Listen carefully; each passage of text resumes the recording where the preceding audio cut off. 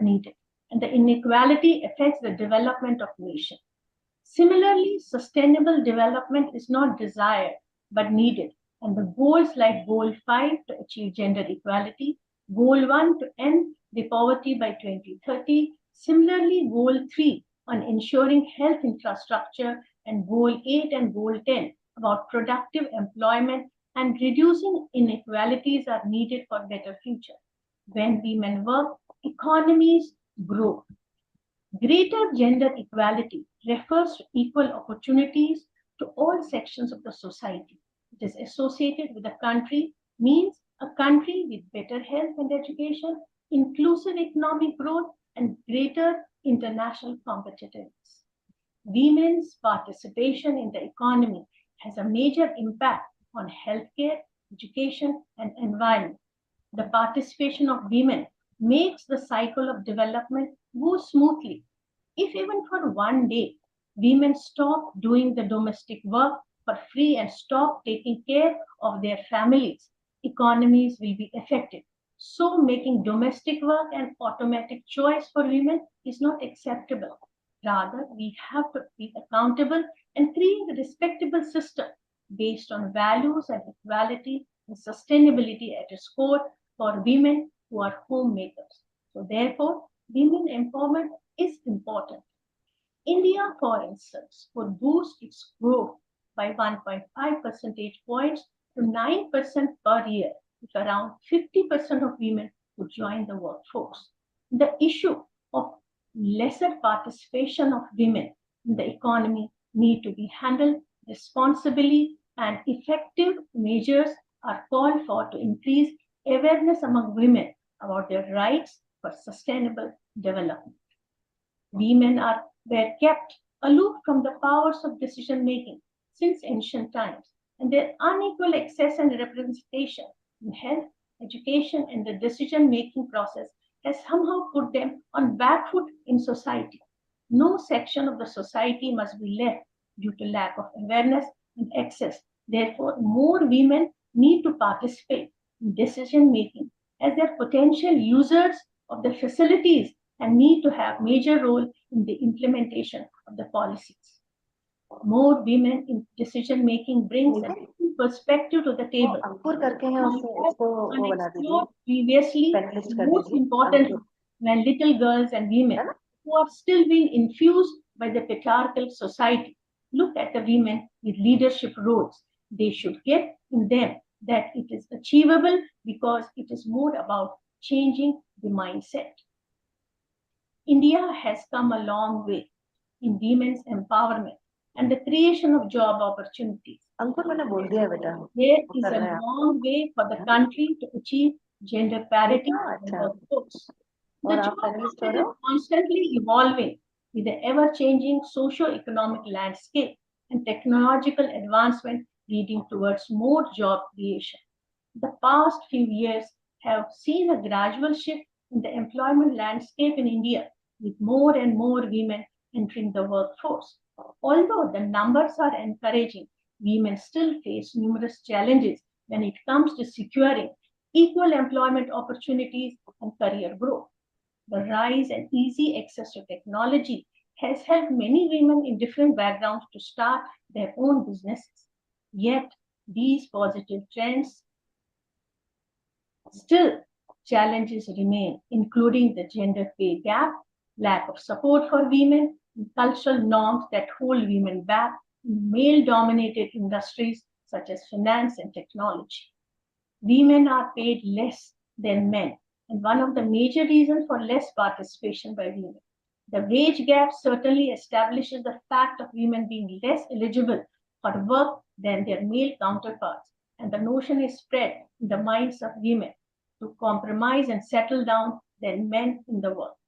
There is an unadjusted gender pay gap in IT sector in 2023, according to Enon's latest estimates as reported by Economic Times. There's a gender pay gap of 28% to 30% as women climb up the corporate ladder, while for junior management, there's 8 to 10%. The gender pay gap stood at a range of 34 to 35% during the COVID-19 pandemic. In line with the global trend, Women in India faced a decline in non-inclusive behaviors in 2023 than in 2022. The instance fell about 10 percent point to 48% according to a report by Deloitte. Women have less social and family support, which pulls them back mentally. Gender inequalities in employment result in unwanted disadvantages in various spheres of employment, like availability of pensions, security of work, and unemployment benefits. These are the struggles faced by an average woman seeking a way out to earn, but it gets much more difficult for girls and women from low income families to get out of the norm when the only goal of their families is to marry them off. A hollow narrowness of the society and predefined roles of women leads to lesser participation of women in the development of the nation. Violence and harassment in the world of work affect women regardless of age, location, income, or social status, which makes them hesitant to work.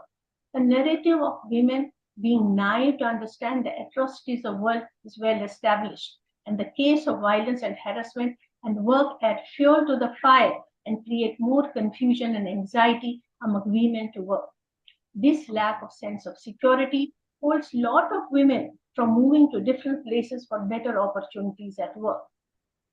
The digital divide is one of the specific reasons for fewer participation of women, as lots of women from rural areas are still offline, and women are less aware of their reforms that are for them, and yet they are not able to avail.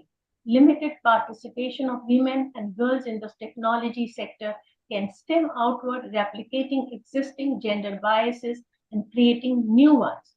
Women participation in technology sector is constrained by unequal digital skills, education, and training. Women empowerment for sustainable development is not only important but necessary. Though sustainability is subjective to one's perspective, but women's role in it would not be ignored, be it economically, politically, socially, and to ensure the development of the world, we must encourage more female participation and recognize the loopholes and ensure the implementation of policies effectively as leaving no one behind without harming resources for future generations is the goal. Therefore, we as individuals should actively participate in disseminating awareness and persuading women to participate because recognizing, realizing, and progress. On average, women in the labor market still earn 23% less than men globally, and women spend about 3 times as many hours in unpaid domestic and care work as compared to men. With only 7 years remaining, a mere 15.4% of Goal 5 indicates with data are on track. 61.5% are at the moderate distance and 23.1% are far or very far off track from 2030 targets. Women empowerment is essential for sustainable development, not only because it is the right thing to do, but it can address the root causes and the issues and can help to develop transformative solutions.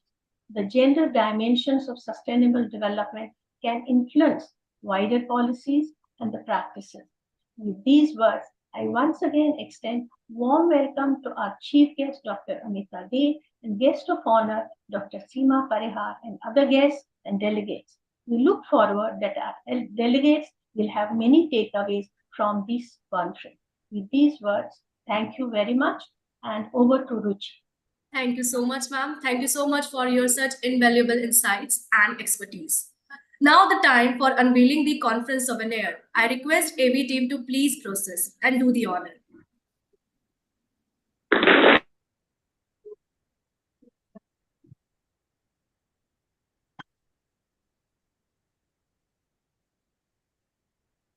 Thank you so much. Now, I would like to invite Dr. Sonika Srivastava, co-convener, Associate Professor, SVIIT, SVVV Indore, to introduce our guest of honor to the audience. Over to you, ma'am. Good morning, all dignitaries. I, Dr. Sunika Srivastav, convener of Samprena 2024, feel honored and privileged to introduce our respected guest of honor, Professor Dr. Seema Mehra Parihar. Dr. Seema Mehra Parihar is presently a visiting professor at University of Le Havre, France. She is a fellow at the Delhi School of Public Health, Institute of Eminence, University of Delhi, and faculty at the Department of Geography at Kirorimal College, University of Delhi. Professor Parihar has published Gender Atlas, Gender Atlas for of India. Her recent atlas, Women Empowerment Science and Technology Perspective, sanctioned by Seed Division Department of Science and Technology. Dr. Parihar has been awarded with the prestigious IRS ISRO Annual Award Academia Meet 2019 at Indian Institute of Remote Sensing and in combination with ISRO. She was also presented with 7 more awards and fellowships, including Bhu Samman by Bhuvika. She also has been principal investigator and project director of 17 research projects that has international as well as national funding agency sponsored by national and international agency, funding agency. Presently, she is a program coordinator of program creating healer in public health in higher education. Her recent World Health Organization project entitled Mapping Good Practices of Institution for what for eliminating violence against women in India is also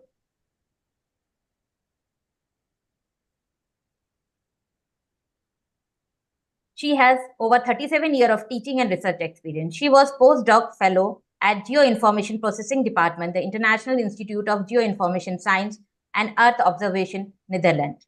She has her recent research WHO project, Mapping Good Practices of Institution for Sponsoring Redressal of Violence Against Women in India, and Web GIS-based Women Health Atlas of India, Public Health Perspective. She was awarded with the prestigious award Bhu Samman. And now I would like to request Dr. Seema Parihar ma'am to share her words of wisdom so that every woman's success should be inspiration to others.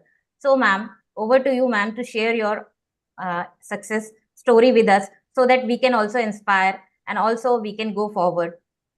Over to you ma'am. Good morning and happy Women's Day to each and every person.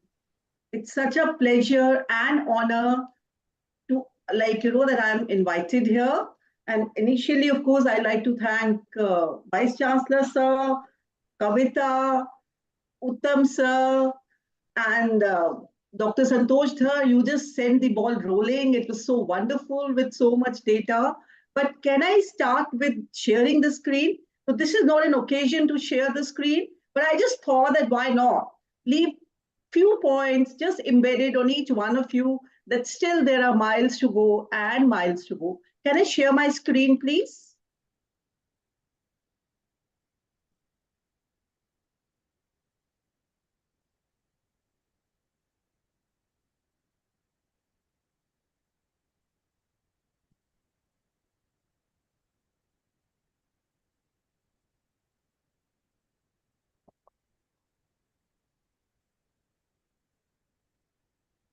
Can you see this?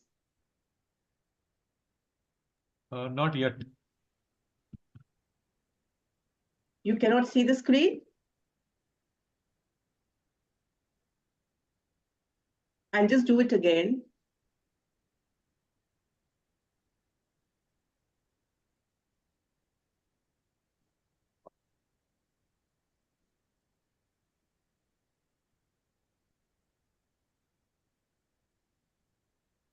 I think so. Screen sharing, is it allowed to me? Nitin sir? Yes, sir. Madam को permission है share करने का screen share उधर से? Yes, sir. सभी को permission.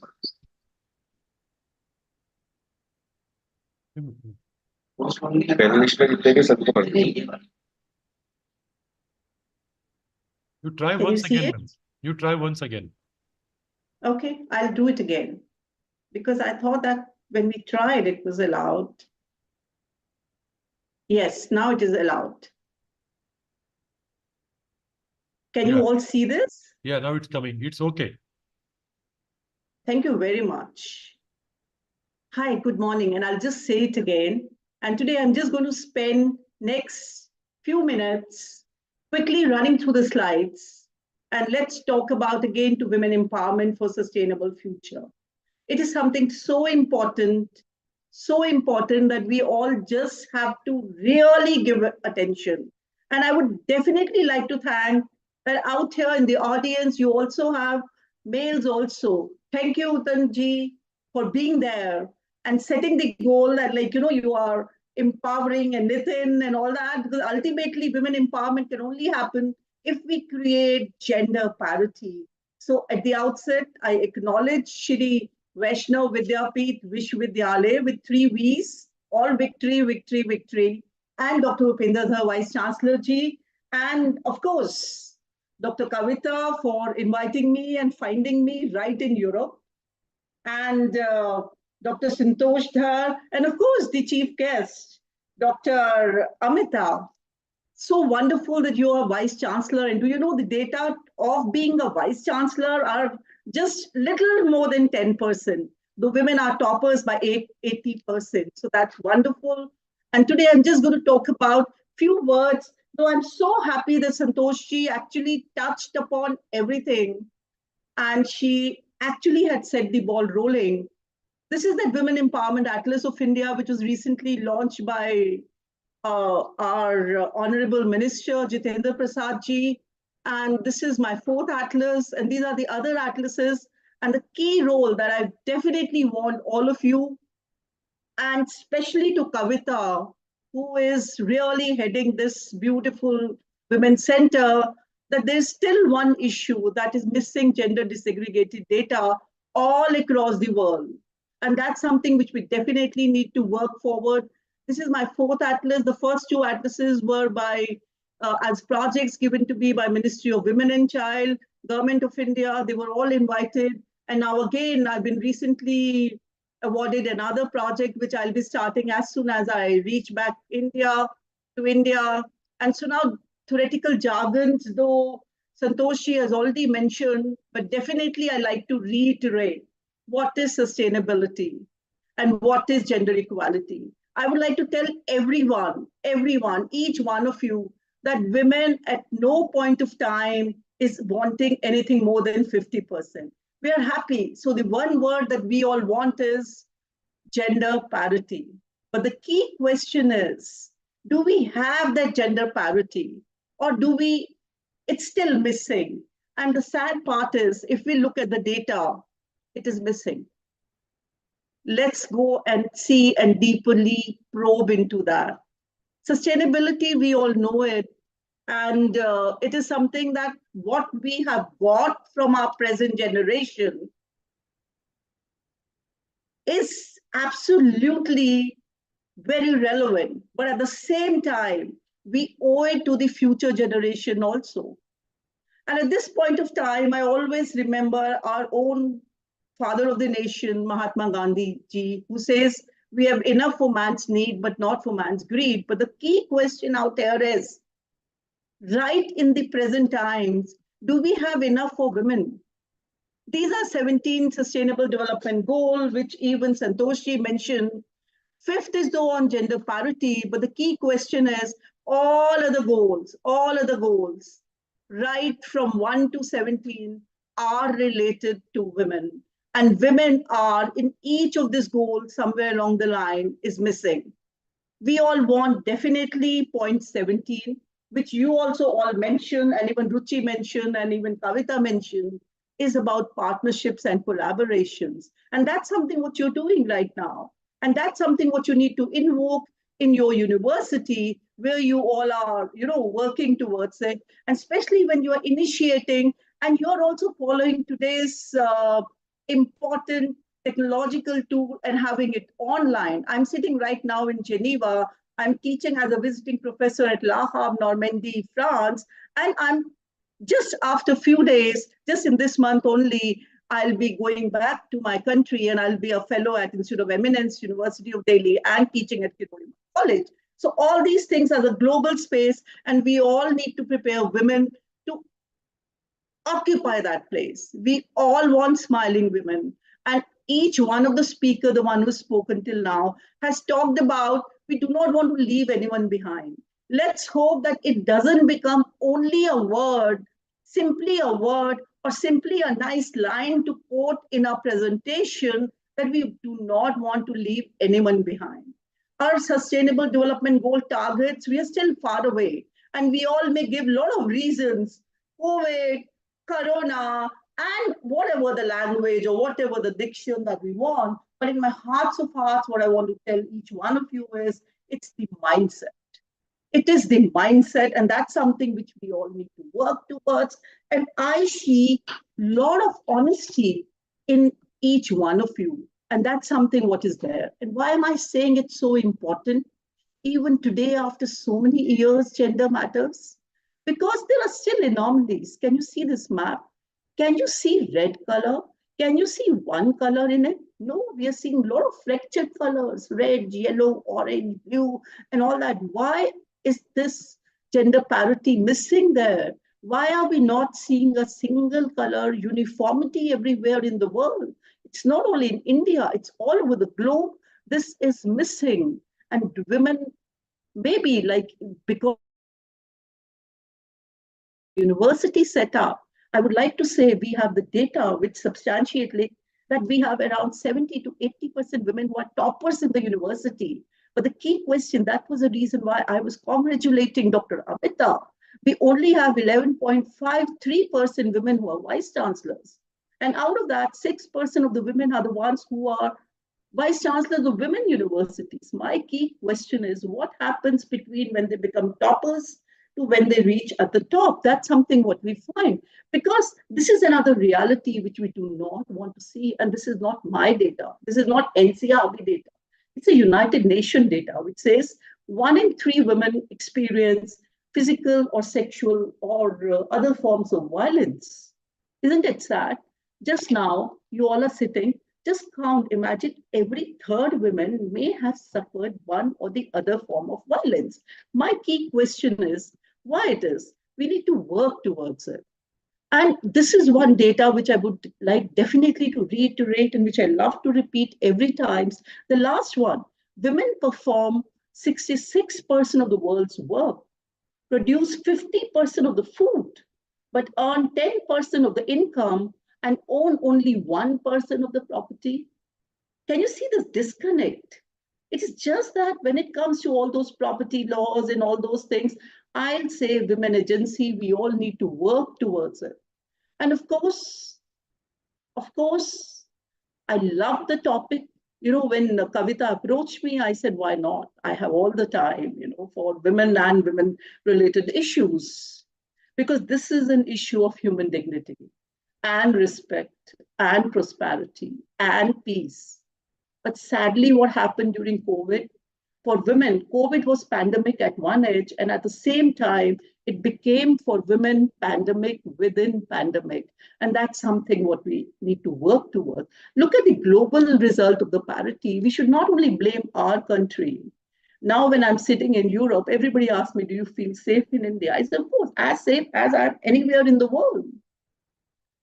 If you look at it, you know that world over, this is one report which talks about 146 countries. It is just that they say that 68.4% closed. That's very high, of course.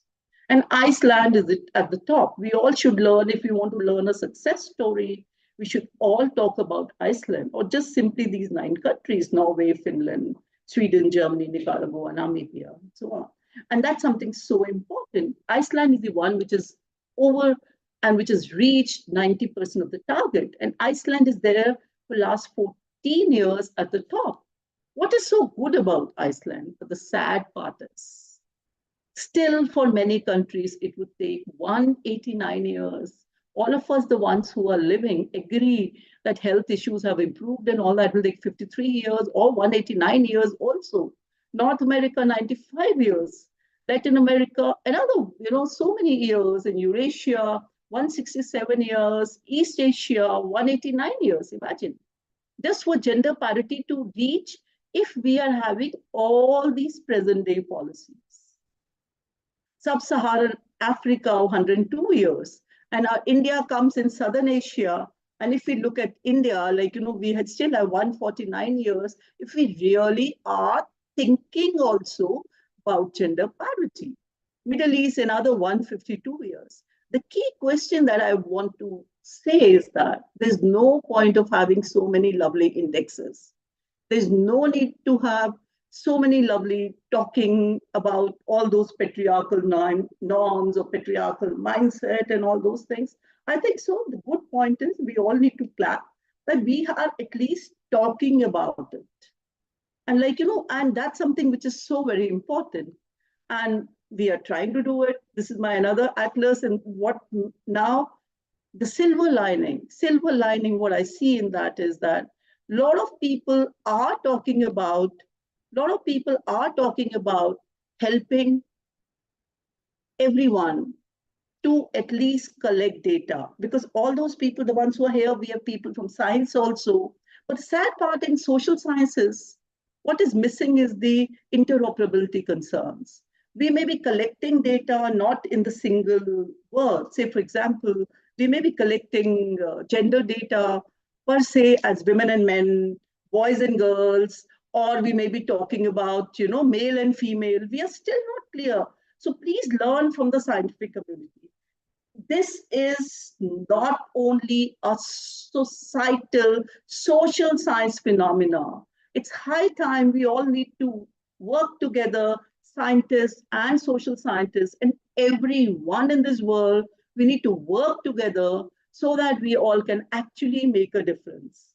And plus, another issue which I always talk about, because of this atlas, I basically found generally, this data is collected in the 4 themes. I collected in the 9 themes, and that was the reason why it was so appreciated. And a new project is given to me. We, all of you, the ones who are sitting here, let us all promise on the eve of the Women's Day, get together, help in collecting data, finding solution, and having that women empowerment setting the goal, because women empowerment is all holistic. Women empowerment is the one that's touching economy, society, culture, everything. And in case if you want to build it, this is just the pictures which I've taken from my atlas. And that, so there are different states who are somewhere at the top. I'll just show you where your Indore is also. And so different states in our country are smiling, different districts which are smiling, different regions which are smiling. So I think so there are miles to go. And if you look at these maps in a country like ours, where diversity is so much, we find that this northern belt is the one which has so many gender critical districts. And this is here where the power and the political power and everyone also lies, So we need to really work towards. And we also have some regions which are backward, but our diversity is so strong. We have so many natural resources. We all can definitely work together, and we all can definitely do it. Somebody mentioned rural women unemployment. There are silver linings. At least we find that there's so many, if you look at these pies, we have so many women who are having accounts. But my key question is that, again, parity is missing. Rural and urban women are, showing, luckily, and so I would like to applaud so many schemes which are pro-women. And because of that, a lot of women are having accounts in the bank.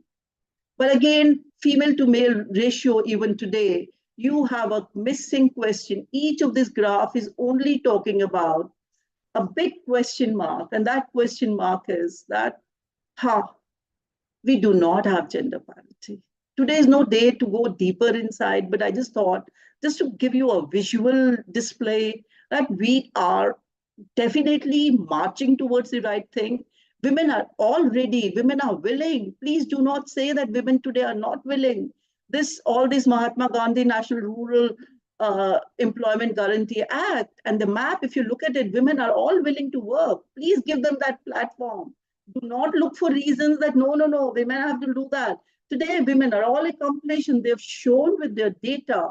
They have shown that, they are trying and they are marching ahead. Can you see these graphs? some region like Himachal Pradesh, if Himachal Pradesh can come here, and if like, all these Meghalaya can come here, then why not we all as states cannot come here? So that means if something is happening in India and we all are Indians with all that correct mindset, we are moving, we are marching ahead in the correct way. And all these, like, the graphs I only picked up from the atlas, you find that, like, that still all these green is the one which is a national target, but some are still pink and some are still yellow. Some states are still trying to catch that glass ceiling. So my key question is, please help them. Women are all willing. Women, none of the state, none of the state, none of the district, none of the region. And I'm so happy that today also you have so many, women who are there. Please give them an extra hand. And even my request is to the women, like, each woman, in case if you're there, why are we having this checkerboard, different colors? Let's have a parity, a uniform color. Please give them support. And my request is to women also. Women, please support women. I think so. And I was so happy you took the name of Bulbul Dhara also here. We always say if we form committees, please let's also give an extra hand.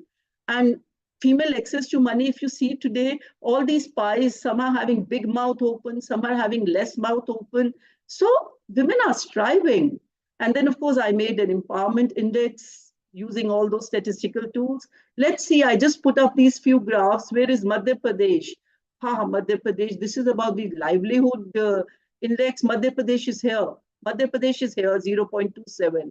Still, there are miles to go in other states. So you are in the neighborhood. Your neighborhood needs a support. And so that's something that's, please do it. Of course, the way forward is health empowerment. Let's look at the health index. And in case if you have a look at it, of course, the way forward is education index. And if you look at it, this graph, I just put it here. Where is Madhya Pradesh? Madhya Pradesh in the health is very good, I saw.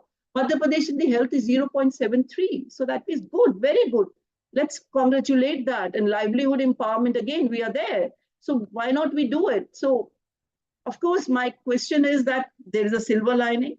Why the silver lining? Because even recently in G20, we talked about, we gave a chapter, and our country today, our leaders, Modi ji and the team, everyone is talking about, let's march ahead.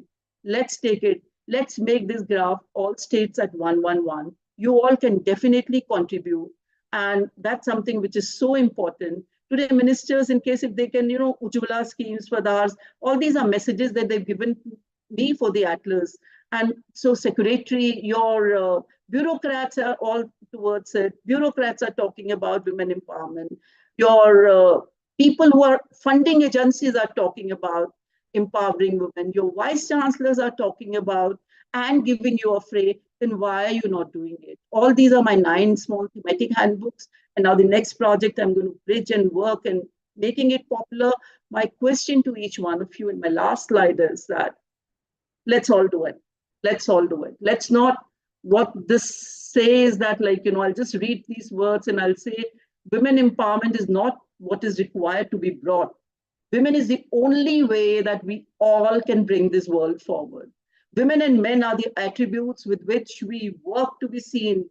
With man, the humanity has suffered. With women, it's never been. Now the women in everything is to be invented on priority with double P.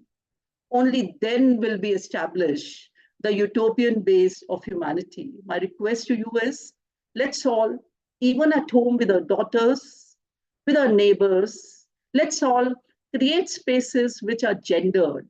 Let's all work towards creating gendered spaces. And that gendered space can have men and women. And at the end, I would also like to say, today the gendered lens has expanded. Let's also promise ourselves to look beyond binaries. Thank you very much for inviting me. Let's all strive towards making this world a beautiful place. And let's all promise at least to give a supporting hand to at least 1 + 0, 10 women. Thank you very much. Thank you. Thank you so much. Your insights will undoubtedly enlightening discussion that will follow. Now,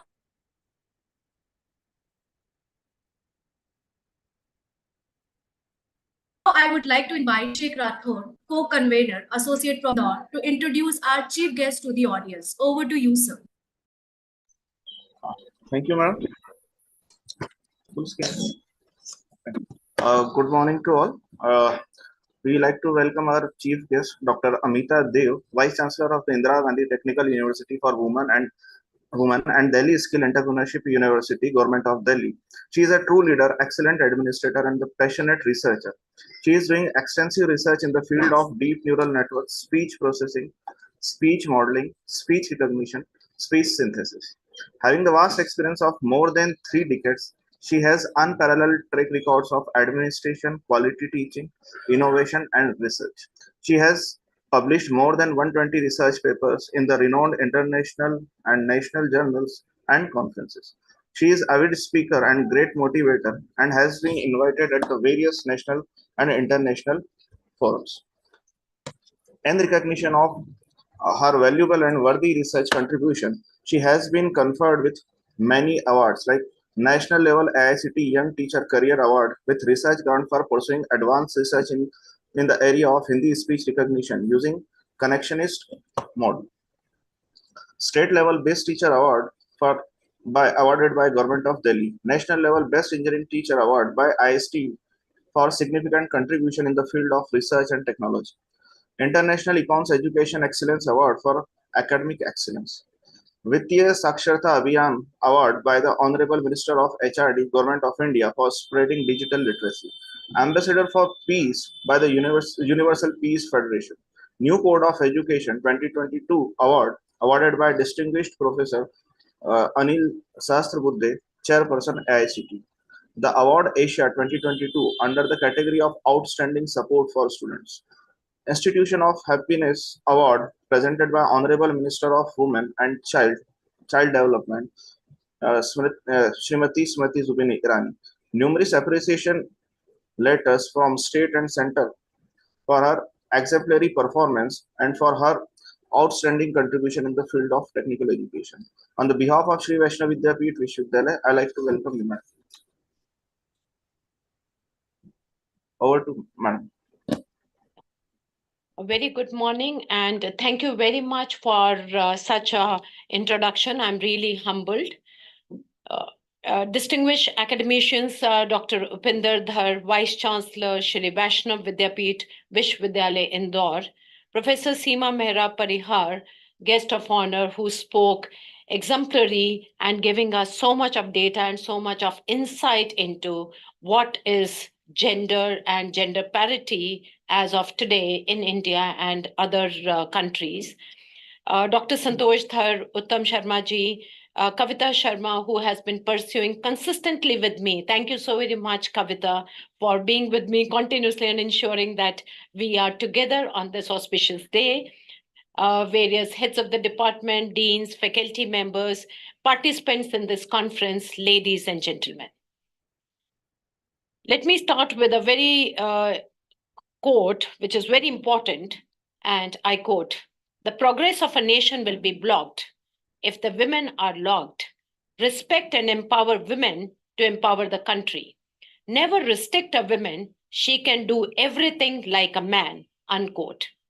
I'm deeply honored and privileged to be with you all at the National Conference on Women Empowerment for Sustainable Future. While we may be physically distant, the spirit of collaboration, dialogue, and shared commitment unites us in our pursuit of a more empowered and sustainable future.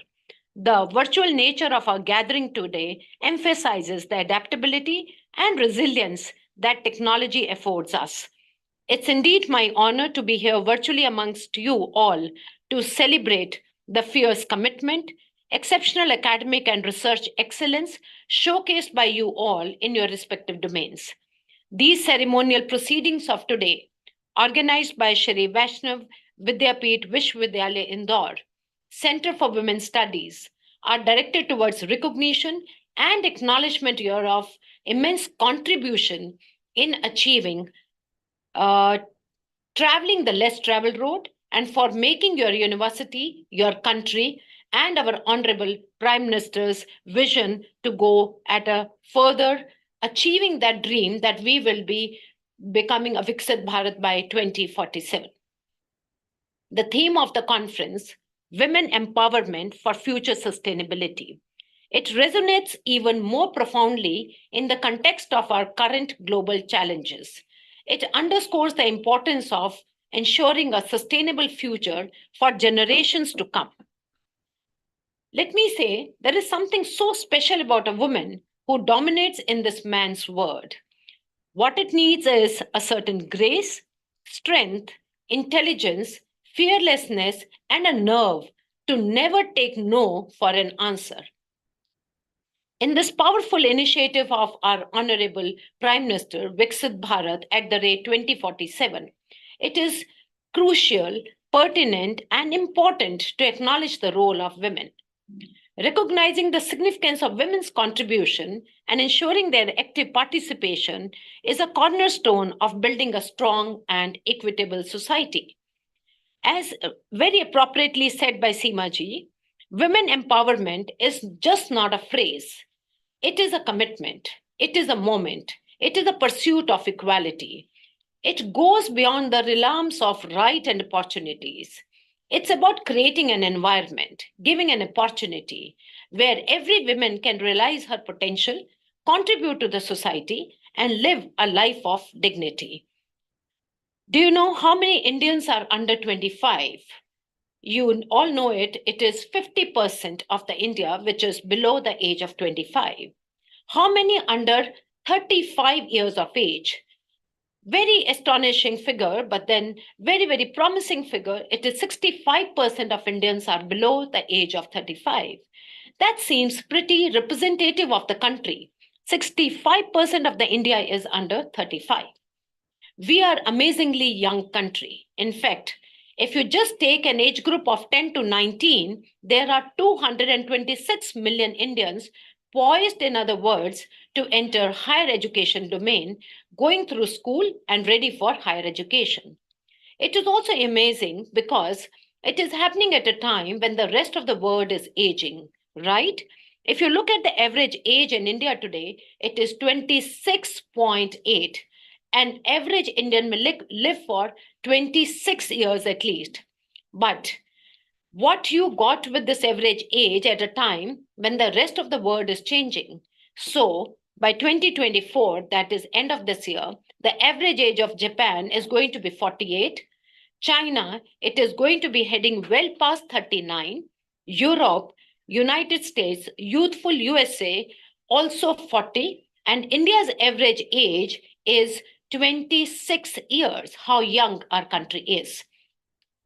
So we are potentially the people who are youthful, who are productive, dynamic, young population, ready to work, transform the world, the kind of the roles that says China played in the last generation could be ours in the coming decades.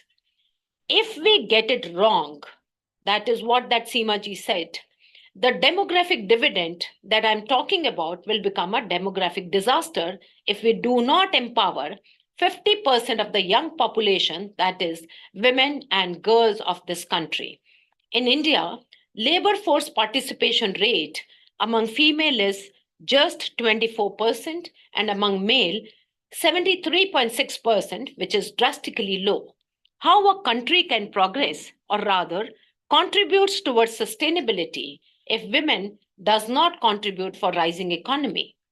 Expansion should be the first priority. In education, definitely we have improved. 84.70 is the literacy rate for male and 70% for female. As India is the cusp of surpassing China to become the most populous, an estimated 670 million women will be left behind. Absolutely astonishing to note, the number of women in the workforce in India is already among the 20th lowest in the world. The hope is that India's fast growing working age population will propel its growth, definitely, make it the fastest growing economy, undoubtedly, but it may become demographic liability in India if India fails to ensure its rising population of women are employed. Engagement in STEM and education and technology. Since I hold the position of Vice Chancellor of IGD2W, which is primarily working for women education, women empowerment, and women enlightenment.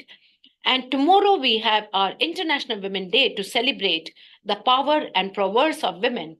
But today, unanimously, we need to think, using the best of the technology and innovation, how can we ensure that we move forward in a more inclusive, equitable manner, keeping in mind the hurdles many women and girls face in realizing their full potential. Our digital spaces are not yet gender neutral and gender inclusive. Access to the benefits of technological innovations has been unequal across Asia Pacific region. In low and middle income countries, women are 20% less likely than men to own even a smartphone or to use internet on a mobile device. The challenges women and girls face in the digital age are many and they are intersecting. Deeply entrenched gender biases and discriminatory social norms divert scarce resources towards men and boys, having priority access to mobile phones, data, and not to say that even education. Education system perpetuates stereotype, pushing girls away from studying science, technology, engineering, and mathematics. Women are also less likely to work in STEM sectors, contributing to innovation, failing to consider women's unique need in these designs. To overcome these challenges, we must take immediate and decisive action to provide more robust and targeted policy support. We definitely need policies aimed at increasing access by women and girls to technology and innovation. And I think more than policies, what we need is inner desire, strength by every woman to support every other woman. We must build more inclusive education systems to increase female representation in STEM related studies. My heart comes out when many times many of the girls of my university says, "Ma'am, I would like to drop from the university." I say, "Why?" They say, "Ma'am, we cannot afford it. I also have my brother who also has to pursue higher education." So, which is so sad to hear. I'll take a minute to talk about IGT2W, where we always say, you educate a man, you educate a man. You educate a woman, you educate a generation. The devouring strides of our university since inception has been exemplary, culminating in transforming itself into an icon of women empowerment.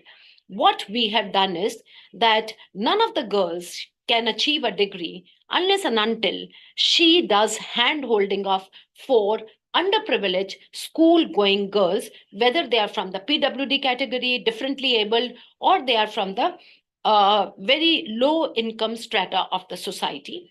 Every girl has to earn 2 credits. She has to spend minimum 100 hours talking to those girls, helping them, motivating them, empowering them, sharing knowledge, sharing even books, sharing their thoughts, reaching out to their families, and telling parents that this girl has enormous potential. Please do not stop her. So every girl of my university does a hand holding of minimum 4 girls. And I would also like to say that whether we talk of excellence or no, but yes, if we are talking of excellence, we also need quality.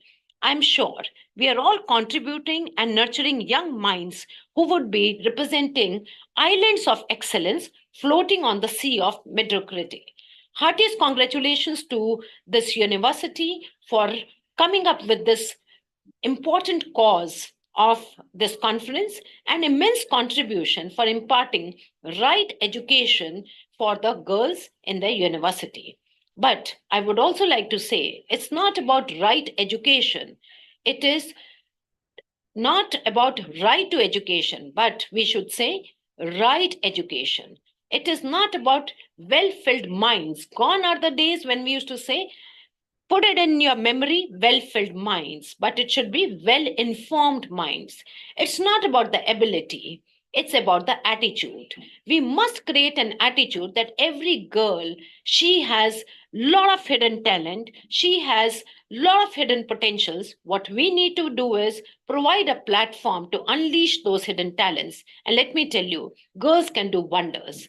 As per even NEP, we need to observe a paradigm shift to improve critical thinking, enhancing cognitive skills, adaptive learning, and experiential learning, which is possible if we have an inner urge and a desire to unlearn, to learn new things, to upskill and reskill. My university even reaches out to the female who are the mothers, who could be the aunt, who could be anyone of the girl who's studying in this university. We tell every girl, reach out to the 10 females who are sitting at home, who have a bit of education, but who inspire, who would like to make their career even after a break. So we provide them that upskilling and reskilling so that they can do something magnificent which they wish to do. I personally feel that every academician, if they work with the same zeal, zest, and enthusiasm, I think once again we can carve the niche for yet another Nalanda and Takshila. Our Honorable Prime Minister highlighted the significant contribution of female scientists and engineers towards Chandrayaan 3 mission. For the first time in Indian history, a space mission is being led by 2 women scientists of ISRO. More than 100 women played a direct and significant role in making soft landing on the lunar South Pole possible. Women in STEM and non-STEM workforce, as per Global Gender Gap Report of 2023 by World Economic Forum, women account for 27% of India's STEM workforce as compared to 32% of non-STEM workforce. Women in research projects, as per World Bank data, my data may not be the latest, but then only 33% of the researchers are women worldwide. Women in engineering and technology, women account just 22% of professional working in artificial intelligence and 28% of engineering graduates. Globally, 18% of the girls in higher level education are pursuing STEM studies as compared to 35% of boys. So, with all this, finally, I would like to say that we all should make a consistent, conscious effort. Keep trying and never give up. The dream may seem difficult to reach at some point, but never let go of your dream. You will be amazed what you can accomplish when they say you stay determined. Thank you very much. And once again, I'm extremely thankful to the university for giving me this opportunity to be with you all and sharing my thoughts with you. Thank you very much. Thank you so much, ma'am. Thank you for your valuable insights. Now, I would like to invite Dr. Uttam Sharma, convener, head of Department Physics, SVITS, SVV Indore, for the words of thanks. Over to you, sir. Thank you, ma'am. Good morning to all the distinguished guests, dignitaries, delegates, faculty members, and dear participants. First of all, I would like to thank you all for gathering in the first online national conference, Samprerna 2024, on the theme Women Empowerment for the Sustainable Future. I express my profound gratitude to chief guest of this event, respected Dr. Amita Dev, ma'am, Honorable Vice Chancellor, Indira Gandhi Delhi Technical University for Women, who made time for this event despite her busy schedule and for inspiring words. Thanks to respected guest of honor, Dr. Seema Parihar, ma'am, from University of Delhi and visiting professor, University of Le Havre, France, for inspiring sentiments and helpful remarks. We shall always be grateful to both of you and thank you for your esteemed presence. I am thankful to Honorable Vice Chancellor of Sri Vaishnav Vidyapith Vishwavidyalaya, Dr. Upinder Dhar, for vibrant leadership to all of us. I express my gratitude to Rector, Dean, Faculty of Doctoral Studies, respected Dr. Santosh Dhar, ma'am, for mentoring us towards reaching novel achievements. Thanks to Professor Manju Singh, Dr. Pankaj Soni ma'am and Dr. Lalima Tiwari for their presence on this virtual platform in the inaugural session. I'm thankful to Dr. Kavita Sharma ma'am, convener of conference, and co-conveners Dr. Abhishek Singh Rathore and Dr. Sonika Srivastava for making this conference a huge success by their continuous efforts. My sincere thanks to all the participants and the directors, coordinators, HODs. Thanks to Joint Registrar and all the faculty members. I also like to acknowledge the dedicated efforts of the Samprerna 2024 organizing team and technical team for their all hard works and dedication to fulfill the allotted task. I hope that everyone here will have an informative and illuminating session for the next part of the day. Thank you all once again. Thanks.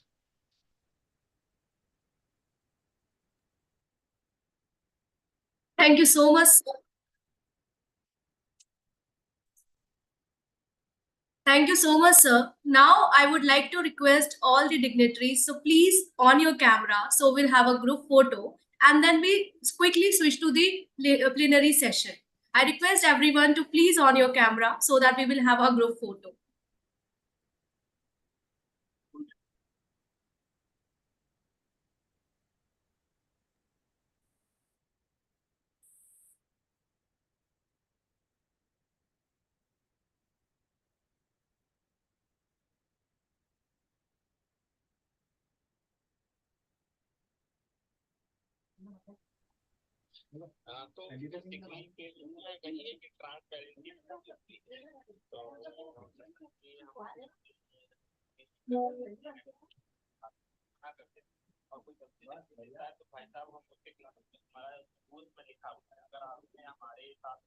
Okay, thank you so much, everyone. Now you can off your camera. Thank you, ma'am. Thank you very I much. am handing over the session to the plenary session master of ceremony. I request everyone please keep join and have the exploration regarding knowledge for Center for Women's Studies. Over to you. Thank you so much.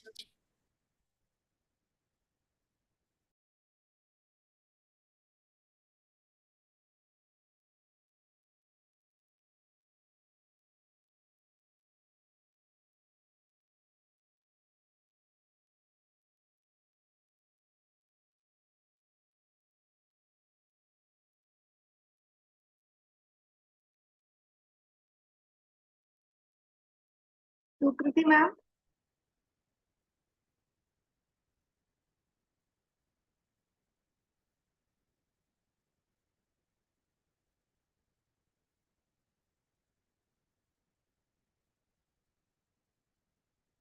Doctor Sukriti Agarwal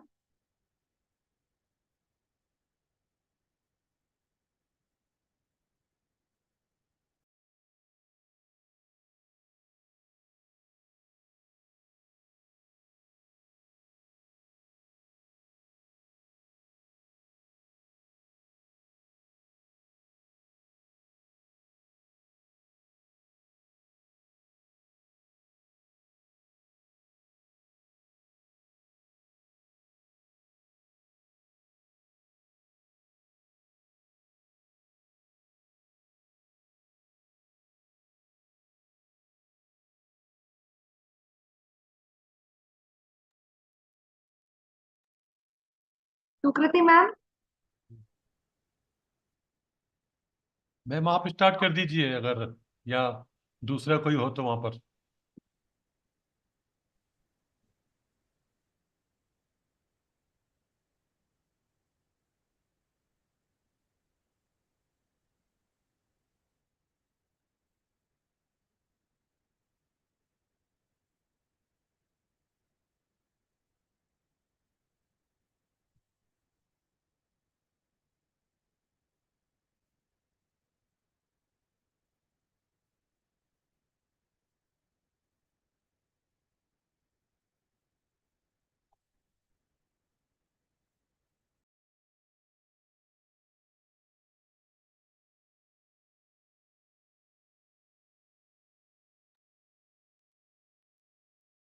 she is with us within 2 minutes.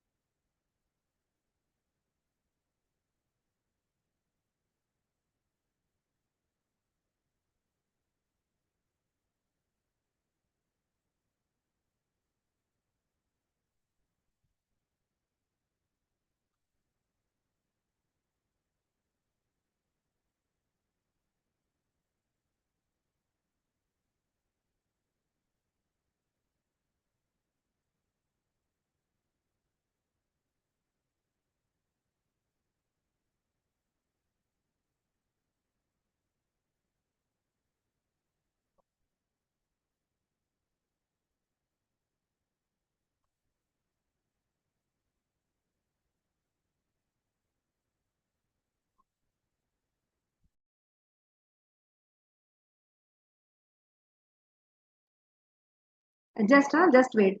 Abhishek sir, Nitin sir, Yes, sir. Yes, sir. Doctor Bulbul ma'am को please convert करना panelist में.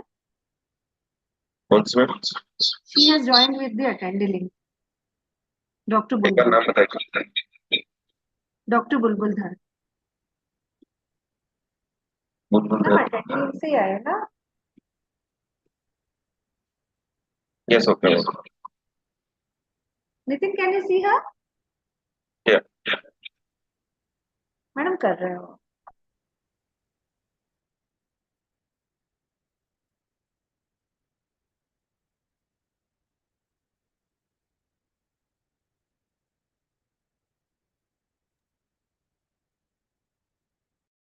Nitin sir, Yes, sir. Doctor Bulbul Dhar. कर दिया ma'am. कर दिया. क्या ma'am? Madam you are in the meeting now.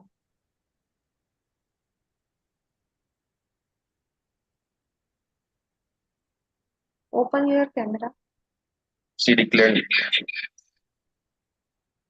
Nitin sir दिख रही है मैडम. उन्होंने डिक्लेयर कर दिया रिक्वेस्ट. एक्सेप्ट करना था उनको तो उन्होंने डिक्लेयर कर दिया मैडम एक्सेप्ट कर दिया.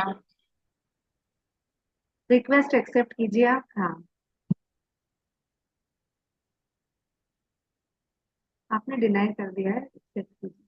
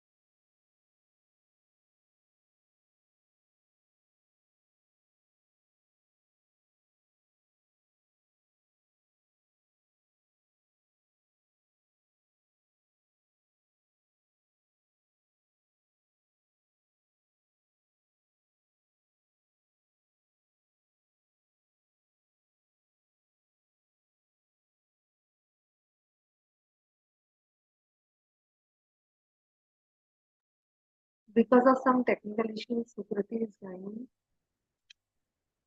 Welcome, Bulbul ma'am.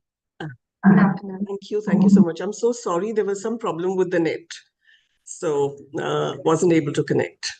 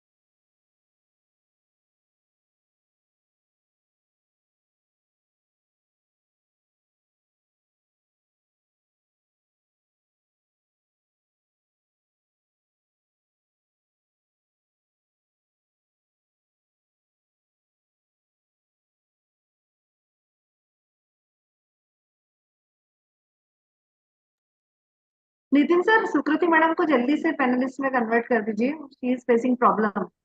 कर दिया कर दिया मैडम, आप जल्दी शुरू कीजिए.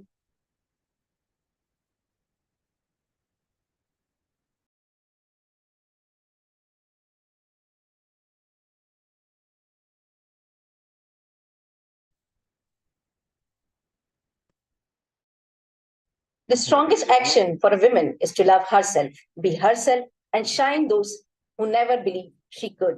Encapsulate the essence of women's empowerment and resilience with these words of Kiran Bedi. Ladies and gentlemen, esteemed guests, distinguished speakers, welcome to Samprena 2024, the first online national conference on women empowerment for sustainable future, organized by Sri Vaishnav Vidyapit Vishyadhyalay under the aegis of Center of Women Studies, Sri Vaishnav Vidyapit Vishyadhyalay, Indore. We are honored to have you all to join us for today's significant event, aimed at fostering discussion on women's empowerment and its crucial role in building sustainable future. I, Sukriti Agrawal, sense obliged to delight a gracious reception to our session chairperson, Dr. Manju Singh, Coordinator, Women Studies, Banasthali University, Rajasthan, Dr. Dinesh Nagar, Director, SVI, SSHE, SVV, and our renowned distinguished speakers of the first plenary session. Dr. K. Rani Rajitha Madhuri, Head Department of English, Dr. B.R. Ambedkar, Open University, Hyderabad. Dr. Babulal Ulbuldhar, James, Honorary Director, Dr. Sarojini Naidu, Center of Women's Studies, Jamila Millia, Islamia, New Delhi. Dr. Manjula Kola, Head Department of Food Technology and Home Sciences. To commence our program, first, I would like to introduce our esteemed session chairs. Welcome and introduction. It's a privilege and honor both for me to introduce first chairperson of Samprena 2024, Dr. Manju Singh, co-coordinator, Women Studies, Banasthali University, Rajasthan. Dr. Manju Singh is a renowned academician and sociologist, currently serving as a professor of sociology and coordinator of Women's Studies and Research Center at Banasthali Vidyapit in Rajasthan, with a PhD in psychology from Dr. B.R. Ambedkar University, Agra, and additional qualification in Lahore, labor management, MPhil, and MA in sociology. Dr. Singh has a diverse educational background and has been instrumental in nurturing the academic growth of students at undergraduate and postgraduate levels. She has also served in various administrative capacities within the university, including as the head of Department of Sociology and as a convener of Board of Studies for Sociology and Women's Studies. With over 50 published research papers, she has been a guiding force in mentoring PhD scholars with 9 successfully awards, submission under review, and 11 currently enrolled. Additionally, Dr. Singh has supervised 11 MPhil dissertation and facilitated the completion of 50 projects works focusing on critical area of women and human rights. Thank you, ma'am, for accepting our invitation. Now, I would like to introduce our second chairperson of the plenary session of Samprina 2024, Dr. Dinesh Nagar, Director, SVI-SHA, SVV Indore. Dr. Dinesh Nagar, a PhD holder in psychology from University of Allahabad and a recipient of postdoctoral fellowship from University of Texas at Arlington, has dedicated his career to teaching and research in the field of psychology. With a special interest in environmental psychology and crowding, Dr. Nagar currently serves as the director at SVI-SHA, SVV Indore, with over 35 years of teaching experience in various national and international institutions, including Bankers Training College, Bombay, and Addis Ababa University, Ethiopia.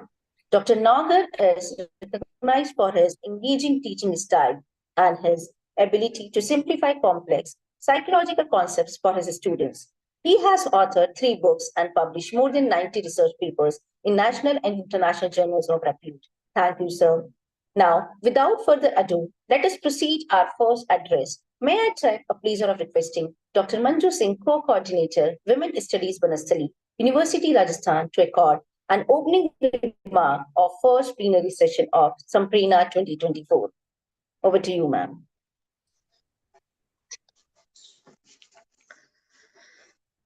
Thank you, Sukriti. Namaskar to all of dignitaries and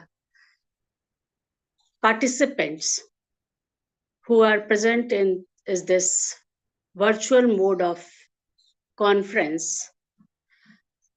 First of all, I would like to thanks for inviting me in this online national conference on women empowerment for sustainable development. As we all know that change is the law of nature, and due to its dynamic nature, we see development as per the time and needs of the people. But in today's modern world, these developments are taking place with little or even no breaks. Enough to everything for everyone to utilize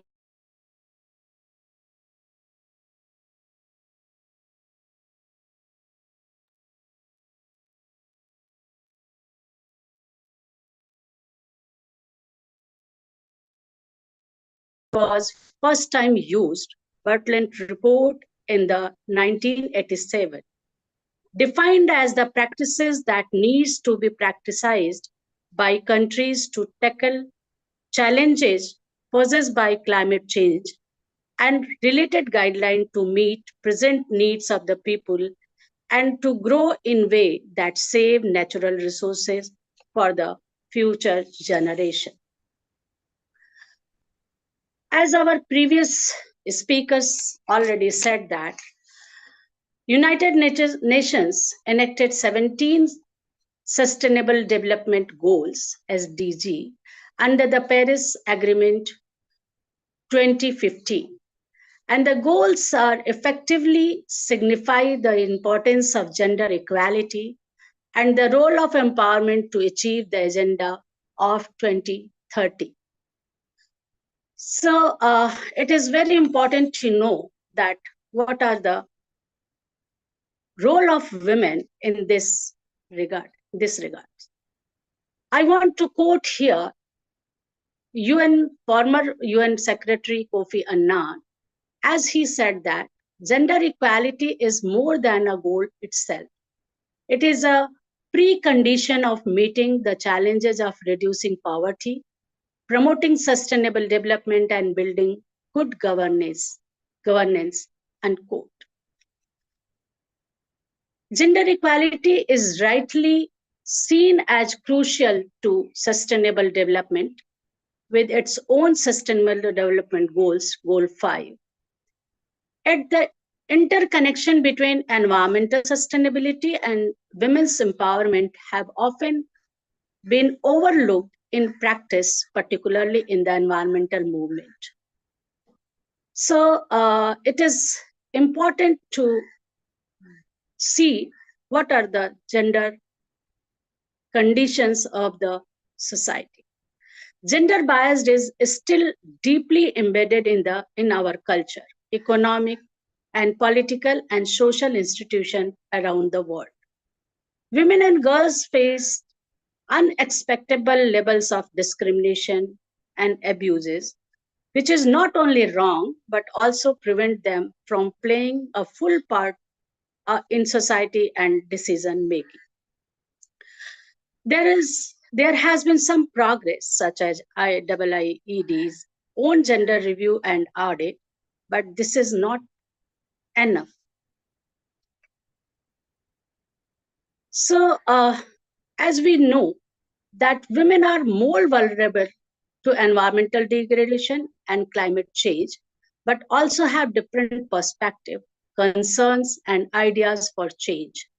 Until these are taken on board, with women empowered to play a full part in decision making at all levels, environmental sustainability will remain sustained hope.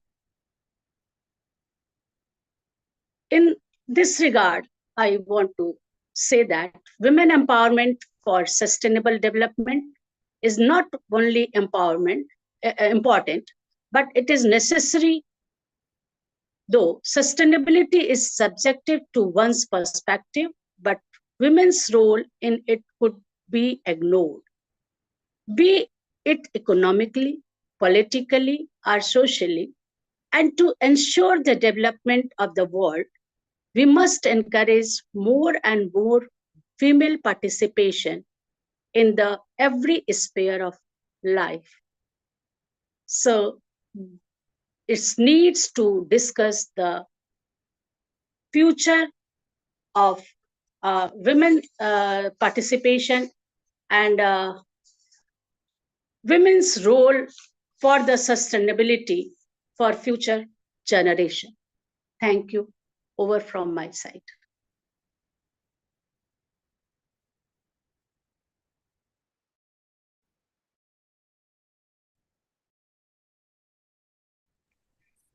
Thank you, ma'am, for your enlightening words. Our first speaker of the plenary session is a person who is passionate about addressing the unique challenges faced by women, a very energetic and dynamic spokeswoman. Professor Bulbul Dhar James is a distinguished academician with a diverse background in political science and women's studies. Currently, she is serving as the head of Department of Political Science and the director of Sarojini Naidu Center of Women's Studies at Jamia Millia Islamia, New Delhi. She brings a wealth of experience and expertise to her roles. Professor Dhar James holds a PhD in political economy from the School of Oriental and African Studies, University of London, and has been a postdoctoral Fulbright Fellow focusing on global political economy and governance. Her research interests span various critical areas, including human rights, political economy of globalization and governance, African studies, and gender and empowerment. Professor Dhar is widely recognized as a keynote speaker and resource expert in these fields, contributing significantly to discussion on topics such as globalization and good governance, human rights. She has also been actively involved in capacity building initiatives, leadership training, and gender sensitization program for universities. With a rich academic background, Professor Dhar has various roles, including coordinator of MA Political Science through open and distance learning at JMI and consultant at National Council for Applied Economic Research, New Delhi. She has also taught at prestigious institutions such as School of International Studies, JNU. Additionally, she has represented India at UN Human Rights Council in Geneva and serves on editorial board of International Journal Programs Committees for Conferences. Thank you, ma'am, for accepting our invitation. Without further ado, now I would like to invite ma'am to mentor us on topic women empowerment in health and nutrition status. Over to you, ma'am.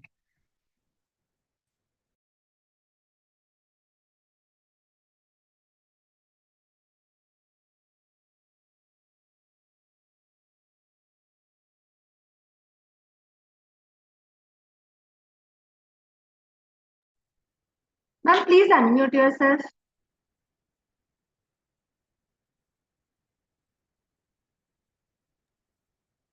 I'm so sorry. I've been speaking all this while. Thank you so much. So without much ado, thank you, Sukriti, Kavita, and all others here. Manju, who's hosted us in Banasthali as well.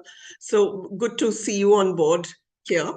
And without much ado, because we have the Sarojini Naidu Center for Women's Studies also has a ongoing program, the finale happening today. So I'll have to leave pretty soon. But very quickly, I want to look at, I really want to, flag certain issues, beginning with certain hard, sobering facts which women face as human rights defenders, the violence, the stigmatization, the repression, even in this modern age. But the digital age has brought certain opportunities and challenges as well. So how can we leverage all these to actually bring in a lot of other, amplify this through social media, the technology, and the awareness of empowerment of women and other marginalized genders. So the pandemic really made it evident how women were taking on power and feminist leadership and resilience, not just in terms of heads of state and government, but also in the streets and communities and families. What we bring in to be able to listen to diverse voices, build consensus, and that's really, really important in this larger picture. When we talk about sustainable development, and Manju really got in, she spoke about the Bluntland Commission report, the fact of defining sustainable development, the fact of, Gandhi's perception of enough for everybody's need, but not enough for everybody's greed, is something that we need to take forward. To me, I want to flag the issue of the fact that today women are not just the Abla Nari that we speak about, but they have, from being kept away from education, they have, to having some of the most revolutionary women in the education sector in India. We've come a long way since independence. So I'd really spoken about the talk being really Sangram se Samvidhan tak, women's empowerment for sustainable future is what we were speaking about. So from being allowed, to be educated, to become the support system, to today we are becoming the support system for women's education. Indeed, women have progressed in leaps and bounds in various ways that we have. Today, in keeping with the theme of sustainable development and of sustainability and empowerment together, I would like to, speak about how education is emphasize education being a significant factor. And this is at the level of a university and higher education institution that we are speaking. When she is empowered, when she's educated, she's empowered and she can make decisions for herself, raise the standard of living for her family and children, generate more employment options, and lead the country towards intergenerational development. And that is what we need. Early education can be an instrument in shaping the society towards progress. We have so many acts for women in India. We are the most rights-based constitution that you could have in the world. Starting from 1856 Hindu Women Widows Remarriage Act to 1937, Hindu women's right to property, on to a whole lot of Maternity Benefit Act, Indecent Representation of Women, PCP and DT in 1994, National Commission of Women, which was started, then the Domestic Violence Act, Protection of Women from Domestic Violence, then POCSO, that you had, protection of children from sexual abuse, sexual harassment in workplace. We have so many acts in place, yet we have so much of violence, yet we have discrimination being subjected. Besides, of course, these acts which are in place, we have fundamental rights in the Constitution that the women have in terms of equality before law, sex, place of birth, equality of opportunities in employment, right to education. In directive principles, we have all this. Indeed, and many programs of the government, from Beti Bachao, Beti Padhao, to a whole lot of, schemes, Shri Shakti, Sukanya Samriddhi Yojana, Balika Samriddhi Yojana, Ladli scheme, among so many others. Despite all of this and the very many laws in place, it is our culture and society, and this is for any place that we could speak about, which provides the, space and boundaries and code of conduct and roles for men, indeed, and women and others in society, to progress. So really we need to move beyond just looking at the laws and saying we had them in place, because we are still like a ticking time bomb when it comes to violence against women. So rather than looking at this, as data that we are looking at, we need to look at why it's there. It's because of the patriarchal mindsets in many places, which wield a control over the women's body, mobility, wealth, property, health, education, employment, so many, even participation in decision making. It's interesting that you have a book, Indra Jaising, who drafted the Domestic Violence Act. One of the titles of a book is Women's Lives and Men's Laws. So literally, if the women are not drafting the laws themselves, they're not sensitized in a lot of ways. Therefore, a change in the mindset towards girl education in India is needed every hour. She must be given equally love and respect as much as the other. And that's important. And it's our brief as a community, as the higher education community, to actually move that forth. And education systems, when in place, have allowed gender divides to be perpetuated and to disproportionately affect the most marginalized girls. That has to stop, and that is something which we're happy to see when you have, seminars and conferences like this, that the change will happen. Indian educational scenario is one of the largest education system, yet we are really low on the Human Development Index in terms of literacy, in terms of enrollment. It faces challenges in basic infrastructure, classrooms, stationery, teachers, furniture, and others. So, when we are looking at the global gender gap report that Davos brings out, really we are, very low down in terms of intersection, of where we should be in terms of empowerment. So the gender gap is a significant thing which we need to address if that change has to come about. So the gender gap needs to be looked at beyond skills to other processes at work, like interrupted work experiences of women, female-dominated fields pay starting salary which is much lower, as well as much lower than men are paid, and as well as the subsequent kind of promotion, seniority, rather than productivity, becomes the experience that women have. So low wages contribute to low labor force attachment among women. On the job experience of women, is also lower, depends on who pays the cost of the training. So what somewhat dated, the data of the number of women at the top in universities in India reflects a very, very sorry state of hardly anybody being in positions of, vice chancellors and heads of institutions. So there are all these barriers responsible for representation of women, which really need to be looked at, manifest in structural barriers, cultural barriers, personal factors, and these are specifically to do with women more than men. The Economic Intelligence Unit spoke about Women's Economic Opportunity, WEO index, which is useful to measure progress in the economic advancement of women. Look beyond gender disparities to the underlying factors, affecting women's access to economic opportunity. And for example, gender expectations from boys and girls in the context of formal education. So in an age that is shaped by, scientific and technological advances, and having the know-how to operate and use and create technology and science-based solutions will be critical to, advancement of young people, and crucial for girls and women's health, education, voice, and empowerment. So the righteous use of digital resources during the pandemic may have many students, governments, service providers, etc., who've considered the future of education. So this is a moment of change that we really need to look at, a moment to advocate for gender equality in educational opportunities and to identify key areas of acceleration that could lead to gender equality in education and the workplace. And COVID taught us that in a major way. The World Bank data shows women experience extreme poverty, extreme time poverty due to their responsibilities of unpaid labor, which is not accounted for.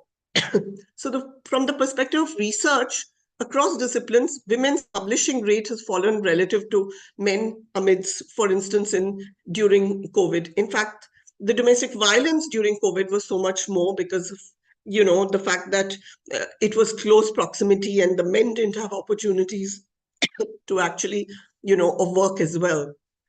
So we in academia, in schools, universities, research and development institutions, individual experts, vocational training centers, non-formal education trainers are a very significant part of this, of the STEM learning ecosystem as well, along with Government of India, along with NGOs, private sector. We need to address these issues. So I would like to flag these issues of discrimination and the policy gaps that are there. Discrimination in hiring and promotion, harassment, sexual harassment, pay gaps, unfair treatment by co-workers, difficulties balancing work and life, and lack of a kind of a corporate policies supporting career development.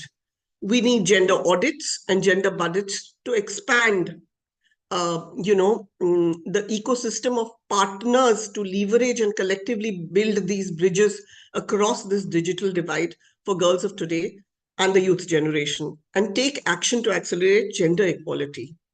So I just want to, I've just flagged certain issues, and the core of it is, of course, education. I just want to end here that a lot of the women, the leadership stereotypes or the leader stereotypes match men more than women. Having said that, all the women achievers, and we have a lot of us in the conference today sitting here, I can see in the panel here as well.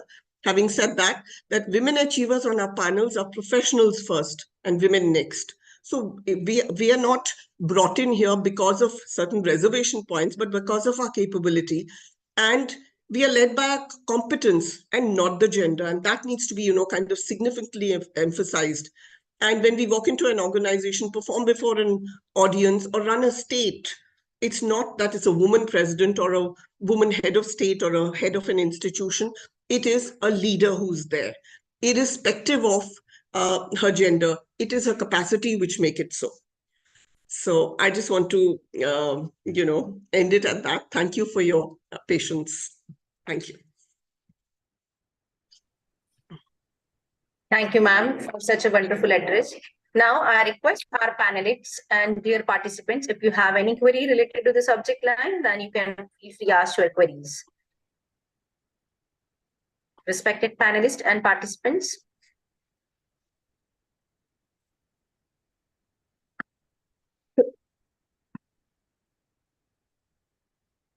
Okay, moving ahead with the next one.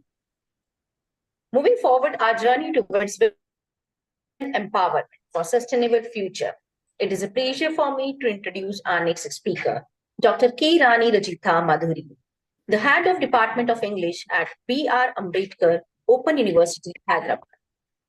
Dr. Madhuri, head of Department of English and Foreign Languages at B.R. Ambedkar Open University in Hyderabad, India, possesses a rich tapestry of experience spanning over 25 years in teaching, training, and research. Her academic prowess is evident with 28 publications accredited under ISSN and ISBN.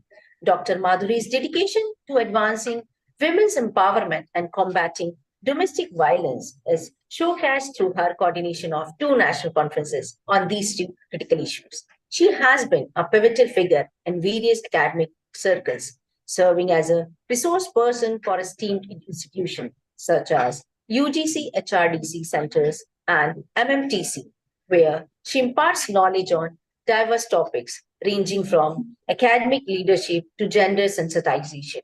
Her expertise has been recognized by University Grant Commission, where she underwent specialized training as a core resource person of capacity building for women managers in higher education. Dr. Madhure's contribution extends beyond academia. She holds esteemed position in selection committees for educational institutions and state-level book sections committees, illustrating her commitment to shaping future for education. Now, I request Pani ma'am to address the gathering. Madam will mentor us on topic Invest Women, Accelerate Progress. Over to you, ma'am. Thank you so much. Is it my voice clear? Is it my voice clear? Perfectly. Yeah, thank you so much. And at the outset, it gives immense pleasure for me to be associated with National Conference on Women Empowerment for Sustainable Future. I congratulate Dr. Kavita and the others who are in the team of Sri Vaishnav Vidyapeeth Vishwavidyalaya for this wonderful session on women empowerment. Coming back to where Professor Bulbul was speaking about academic leadership, personal and professional roles, capacity building of women, because being an academician, teaching, training, research, and extension activities are important for us, being an academic person. At the same time, what kind of activities that we are doing is a constant grappling issues for us as well, because a lot of things are happening at policy level. When it comes to implementation, it is becoming very tough for us to see the positive side of it as well. Being a very, very optimistic person, I want to see the history of why this kind of, tomorrow we are going to have an International Women's Day, and we are celebrating it with lot of zeal, enthusiasm, and positivity. But let us go back to our own history, where how we started with, even in India, when we can see the 5-year plans, it started with women and social welfare. Then it went on from welfare to development, and now we are speaking about empowerment, women empowerment. So different stages of 5-year plans also, it's not the coinage of words, but there is a deep meaning inside it. Like we started with welfare, then went on to development, and then now we can see it's all about empowerment. So coming back to my theme, this is an International Women's Day. Tomorrow we are celebrating on 2024. Invest in women, accelerate progress. So with that background that I'm trying to maybe within the given period of time, I want to see the history, how it has started, and what kind of activities have been taking place in and around India as well as in the world.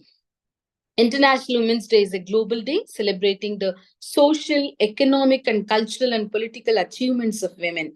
So to remember their achievements, to remember the sacrifices, to remember what happened, we are going to see it's not only one day celebration, it's a constant, constantly we have to accelerate, constantly we should have that vigilance, and we can say like it's important for us not only from an academic point of view, from a social perspective as well.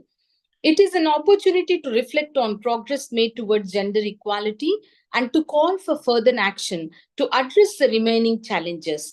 In a world facing multiple crises that are putting immense pressure on communities achieving gender equality. Till today, we are speaking about only equality, but it takes a lot of time for us to go towards equity. Still, we are struggling with equalities. Equity also. So facing multiple crises that are putting immense pressure on communities, achieving gender equality is more vital than ever. Ensuring women's and girls' rights across the aspects of life is the only way to secure prosperous and just economies and a healthy planet for future generations. International Women's Day is a day to celebrate the achievements of women, as rightly pointed out by our many speakers, and where they said about leadership qualities and capacity building for women, not only at the apex level, but more from the macro level as well. Celebrate the achievements of women and to renew our commitments to gender equality and women's empowerment. This year, the global theme is Invest in Women, Accelerate Progress. emphasizing the crucial role that investment in women's plays in driving positive changes and advancement in society. The theme emphasizes the critical aspects of equal access to education, employment opportunities, financial services, and literacy for women and girls. Achieving gender equality requires ensuring that women and girls are provided with equal opportunities, because that is very important for us when it comes to opportunities. How many will have the level playing ground? How many girls, that's the first point we can say is girl child dropout. The problem starts with womb to tomb. That's what we always speak about, like what kind of lacuna is there in our system being all said and done with the patriarchy.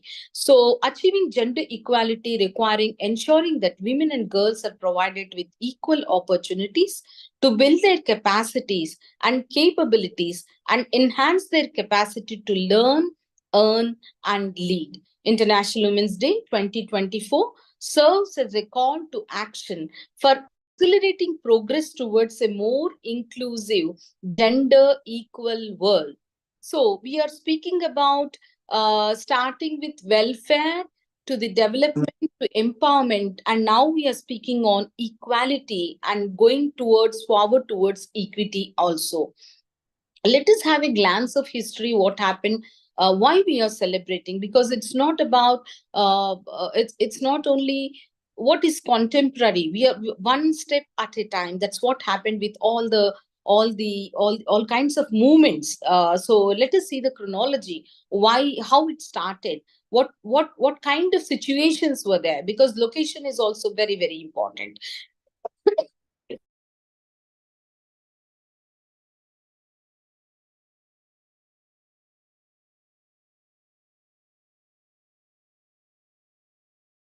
Evolving from a single day protest to global movement for gender equality and equity as well. So let us have a glimpse of the history, what happened.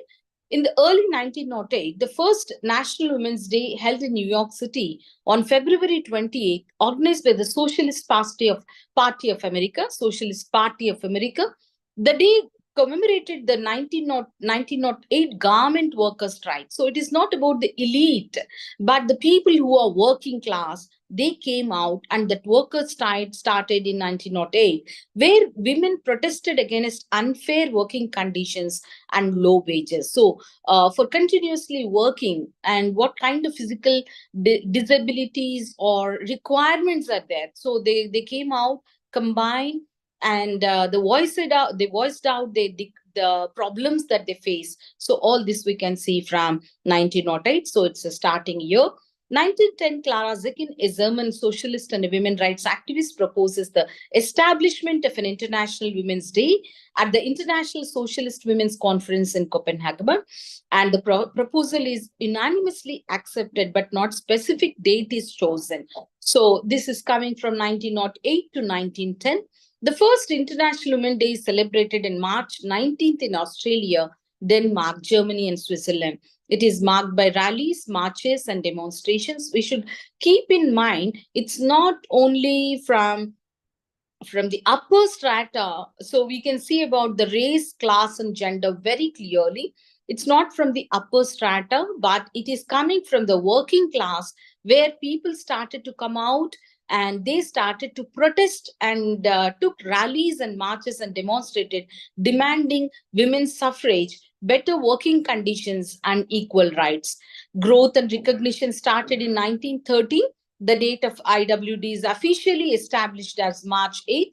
This coincides with the anniversary of 1857 garment worker strike in New York City. From 1914 to 1918, the First World War interrupted the celebrations because of it's a great gap has come between for the IWD, and however, it also paves the way for increased participation of women in the workforce, contributing to the fight for women's suffrages. And 1947, the United Nations Charter is signed, establishing the principle of equality, men and women, and it became a focus for the UN's work on gender equality and women's empowerment. Why we are trying to see the history line here? Because where we started, what situation was there, and what kind of location, because the violence has changed its form, but still violence is happening. That's what we can see, whether it can be domestic violence against women in 2005, or the sexual harassment at workplace, or it started with divorce, or it started with different policy level, but we can see the implementation level, still the lacuna is there. So that's the reason we should revisit our history lines, because how it started, how the form is changing, but violence is not changing. What you call the intensity of the violence is not changing. The UN officially recognized IWD and began celebrating it annually. And 1977, the UN General Assembly adopted a resolution proclaiming a United Nations Day for Women's Rights and International Peace. This day is celebrated on any day of the year chosen by the member states. In 1995, the Beijing Declaration, very, very important for, it gave a platform for action, was adopted by the Fourth World Conference on Women. And this landmark document sets a global agenda for achieving gender equality. And in 2000, the UN Security Council adopts resolution of 1325 on women, peace and security. This resolution recognizes the specific impact of armed conflict on women and girls and call for their increased participation in peace building efforts.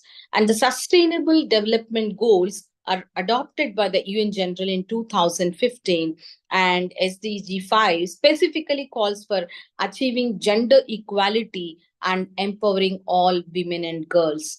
IWD continues to be a global day of celebration and action for women's rights and gender equality. Millions of people around the world participates in marches, rallies, and conferences and workshops to raise awareness and advocate for change. This is one of the national conference, I strongly believe, from every part of India, because it's not only one place. A school is celebrating Women's Day, a college is celebrating Women's Day, a junior college, a technological college, science colleges, as well as many societies, many communities are coming forward to celebrate.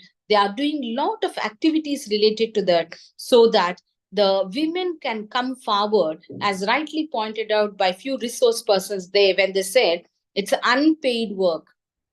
Paid work, unpaid work, we are speaking about care economy, and what kind of policy changes are needed, and how the patriarchy is changing its color, and how to defend, how to see the growth of women. This we can clearly see in our celebrations of Women Day. IWD has become a platform to celebrate the achievements of women. It is very important to give importance to the women achievements, because you can see, all said and done, in any party, it's not only in a political party, when it comes to the apex level, decision making level, women are very, very few. That's the reason we can see in 2000, when our University Grants Commission started capacity building for women managers in higher education specifically, we hardly find vice chancellors, unless and until, what is the percentage of women who can take the responsibility of administrators as registrars or directors or controller of examination? Why women are not being selected at the apex level? This is also one reason, because of their administrative capabilities. So capacity building is also one important point that we should always emphasize. And this kind of programs specifically gives an encouragement for the girls who are studying in the colleges, who can come up with their own ideas, who can speak about themselves, and they must be strong enough to defend when it comes to any part of the world, whether it can be in the family, or it can be in the society, or at workplace. How to speak out is this kind of programs will give the confidence to the women and girls around. Despite the progress made, gender equality remains a global challenge. Yes, lot of challenges is there. All said and done, need of the hour is education, health, and economically becoming more vibrant. see, Virginia Woolf wrote A Room of One's Own long back, right? So she said a room of one's own, and economically one should be independent. If you look back now, after 2000, after 1990s, we can say globalization and where the opportunity started for the girls to come out and to speak about themselves, and they started to go inside the IT companies. It's not about only morning 10 to 5 job, but they can go around the clock, and equal pay has been given in the IT sector. But coming back to the society, is it like responsibilities that women are increasing? At the same time, expectations are also increasing. They should be good at home as well as at workplace. The pressure is increasing. So we can see this kind of lacuna, this kind of awareness. I'm not speaking about the urban areas or the metros, but just go back to 50 kilometers away from your capital city or metro stations or metro centers. It is the semi-urban, rural, where 80% and 85% of India still lives there. So what kind of work women are engaged? What kind of activities they do? What is the accessibility to them? What kind of sources are accessible to them? Is there any requirement for them? Can they venture on their own? So these are certain points that we should again and again raise and speak about it. Education, accessibility, health. I think someone will be speaking, because given the paucity of time, I'm not speaking about the health issues here, but definitely health is one of the important, very, very vital for women empowerment. Without women health being health in we can call it like it's very important, because constant change in the women body, because of different reasons, body constantly changes. So health requirement is basic. And whenever any girl or a woman goes to the hospital, the first thing they speak about is you are an anemic. I mean, no, you don't have a proper blood count. So why it happens, all said and done, how many people are taking care of themselves? So we are speaking about the education, health, and accessibility and economic independence. So getting a job, acquiring good salary, but are they able to access the resources as per the requirement is $1 billion question to the highly educated women as well. Keeping all this in view, all said and done, in spite of that, we should be very, very, very optimistic in our view, and the planning should be very clear for us when it comes to planning policy.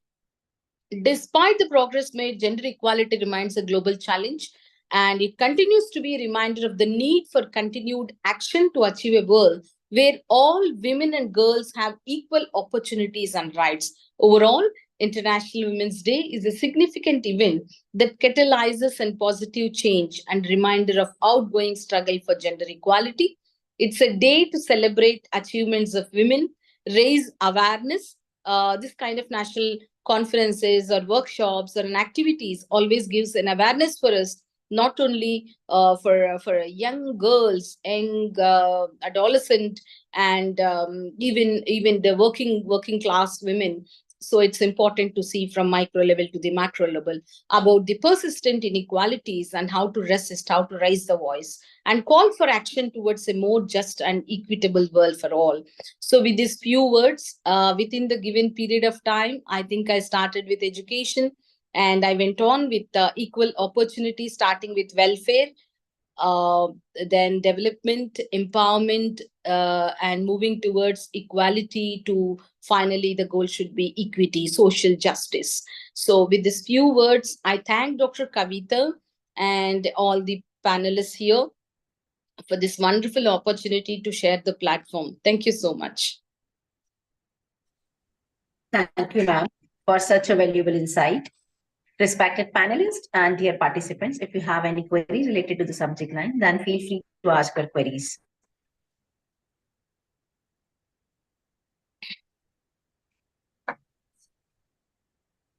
Silence Thank you. Silence always gives two meanings, my dear. One is they understood. Second is there is nothing like they want to speak. So we should go for the next panelist. Thank you so much. Thank you. Thank you.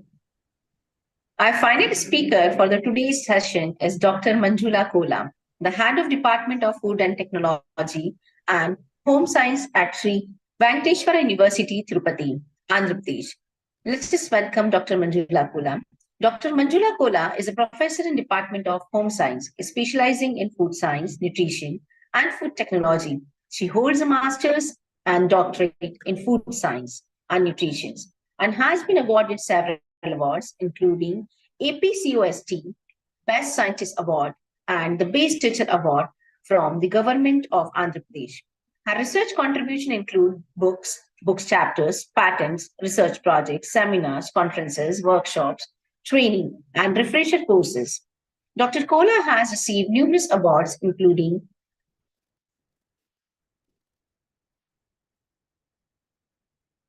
she has been awarded by Sri Venkateshwara University in 2021. She has also been recognized for her outstanding academician international achievement, such as Adarsh Vidya Saraswati Rashtriya Puraskar by Global Management Council, Ahmedabad.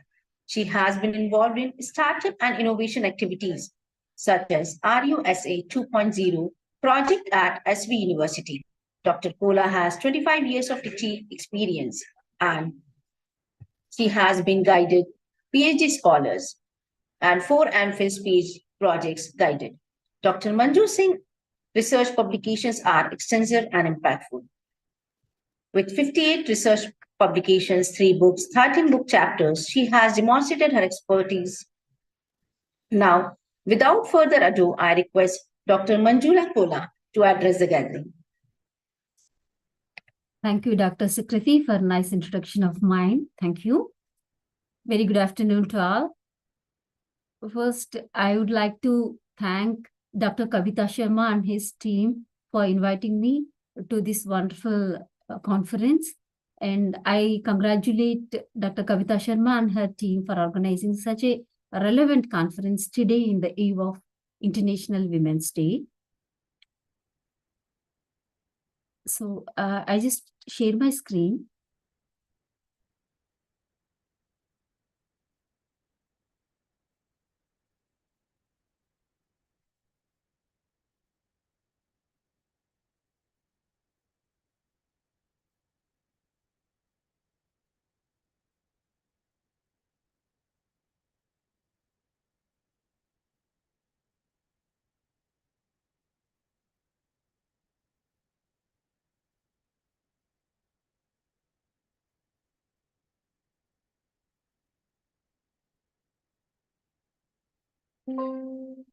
It's really a pleasure for me to share few of my views with regard to health and nutritional status because I am the nutritionist and food technologist. So these two important things in the empowerment of the women.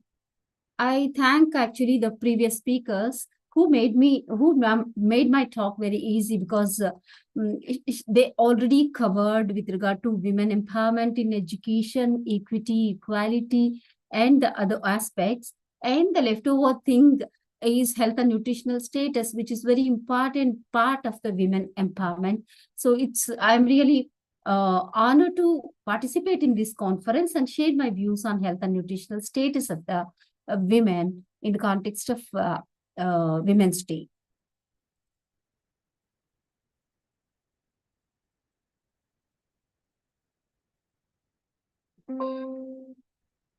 So before starting the talk, I would like to share few important aspects of the women's status worldwide with regard to health and nutritional status. So if you see the statistics of women's status worldwide, actually it's very sad to see that 70% of the people who are living in poverty are women. And if you see, women do more than 67% of the hours of work done in the world.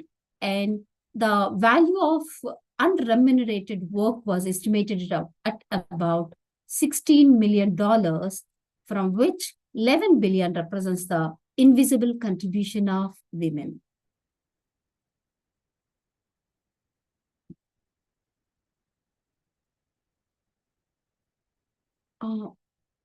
Is it okay, Dr. Kavita? Actually, my screen. Your screen is Yes, visible. ma'am. Yeah, thank you. Yeah, audible also. Yeah, thank you. And the women are paid 30 to 40% less than men for comparable work. And on an average, 60 to 80% of the food in most developing countries is produced by women. And if we see the managerial and administrative jobs in various institutes and the industries, women hold between 10 to 20% worldwide. And we will come to nutrition and health status of the women. This is the Indian scenario I'm talking about. And if you see, nutrition has improved in recent decades because even in India, the socio-economic status of the people is gradually increasing and the purchasing power of the people also increasing. But if you see, the malnutrition, particularly in terms of micronutrient malnutrition, is still prevailing in all the segments of people in India with special reference to women. This micronutrient malnutrition is not restricted to the women who are in low socioeconomic status or the women who are illiterates or the women who are in poverty. But this particular micronutrient malnutrition is prevailing among the women irrespective of socioeconomic status and the age group in India. And particularly iron deficiency anemia, which is more prevalent among the women in India. We, the women, 2 billion people are suffering from anemia worldwide, and 9 out of 10 anemia sufferers live in India. So if for the pregnant women, if you see the pregnant women prevalence of anemia, so 88% of pregnant women are anemic in India, and anemia contributes 20% of all maternal deaths. And very important thing we want to discuss about is the nutritional intake of the women in India. So the average nutritional requirements, the recommended dietary allowances that we call by the nutritionists, and this is approximately 2,200 calories for Indian women, but the average nutritional intake of Indian women is 1,400 calories only daily. And if you see the life-threatening diseases like HIV and AIDS, 38% of all HIV positive people in India are women, but you see only 25% of beds in AIDS care centers in India are occupied by them. And we can imagine the situation of the remaining women who are not having healthcare access with regard to the diseases and deficiencies in India. And coming to the very frequent suffering problem is gynecological problems, and 92% of women in India suffer from various gynecological problems, and 300 women die every day due to childbirth and pregnancy related causes. And with regard to this particular slide, it's really interesting to see this, see the statistics in this particular slide. We women have to feel very happy that our life expectancy, life expectancy when compared to the man is more.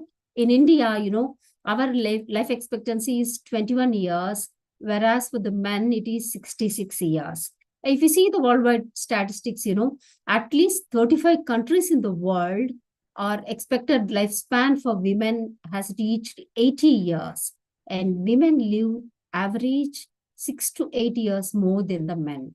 But dear women, don't feel happy after seeing these statistics, because how we are leading our life is more important rather than the numbers, how many years that we are living. That's not important. How happily, how disease-free conditionally that we are living, that's more important. But women are living unhealthy years with aging when compared to the men, and long way with diseases, various diseases and healthcare access problems. This particular image or picture depicting the health status of the women in India. You see, what we know about women's health is very less when compared to the hidden problems where the women is suffering from. So when we question ourselves, each individual women, when we question ourselves that how much information, how much knowledge that we have with regard to our own health and our own physiological system and about our own body. So this picture clearly shows the actual scenario of women's health. So for sustainable future, for sustainable health and fitness, so every woman must know about what exactly the health is and what exactly the fitness is. Generally, what women we generally considering is we do not have any healthy, we do not have any diseases and unhealthy problems or sufferings or pain. Then we generally think about that we are healthy, we are very healthy. But what exactly the health is, what exactly the fitness is, these particular two things that we have to check ourselves at least occasionally. So what exactly the health is? Health is definitely not simply absence of disease or infirmity. So then what the real health is? Health is a state of complete physical, mental, and social well-being. The World Health Organization gave this particular definition for the health. So every woman has to check whether we are in a state of physical health, we are in a state of complete mental health, and are we in socially healthy or not. So these we have to check. Then only we are having a holistic health. Coming to the fitness, while fitness focuses on physical capabilities and performance. So physical capabilities and performance are very, very important for women empowerment. If we want to excel in our career, if we want to perform our day-to-day activities or any kind of things, we need certain kind of strength and endurance levels to perform that particular activities and to reach excel in our profession and the work. So for this, we have to keep our fitness in sustainable way by keeping health and fitness in a standard level. So what we have to do, achieving this optimal health and fitness, so it involves nurturing not only the body, not only our physiological system, but nurturing both body and mind together that ensure a harmony at the work to support our life vibrantly. So why women's health and fitness is important to achieve women empowerment? It's very important question that we have to know. We know that every individual or experience various life stages, but women, we have a unique kind of life stages. We are facing a different kind of life stages when compared to the men actually. So the stages which include puberty, menopause, and pregnancy, these particular life stages of the women are paramount importance due to unique physiological and hormonal factors which influence our health and well-being. So we have to give priority for the women's health and fitness, which helps in disease prevention, mental health, which ultimately we can achieve our empowerment very easily. So the prevalence of diseases amongst women is it's individual and self diagnosing and various factors. It's multifactorial determinants all the diseases. These are the statistics which I am showing is majority of the women in India, particularly during the middle age to later years, are suffering with these diseases. Heart disease, breast cancer, osteoporosis, depression, and autoimmune disease.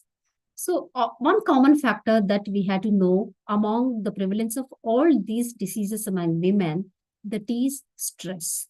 Initially, if you see the etiology of any disease, initially the heredity or history, family history, or environment, genes, or something else are listed in the etiology of many diseases. And in recent years, all the non-communicable diseases, stress is the major factor in the etiology of all the diseases. And in recent years, majority of the women and the prevalent rates of autoimmune diseases are increasing day by day, and women are losing their productivity, life in middle age, suffering with many autoimmune diseases, for instance, rheumatoid arthritis, psoriasis, etc.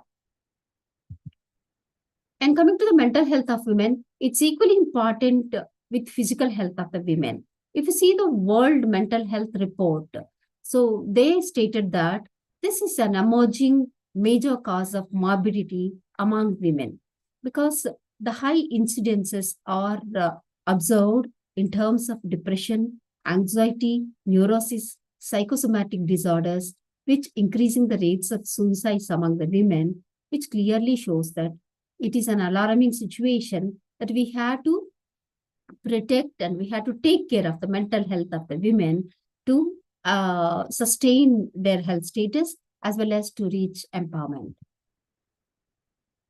So that we had self-management is very, very important. As our previous speaker, Professor Madhuri said that the women has learned self-management.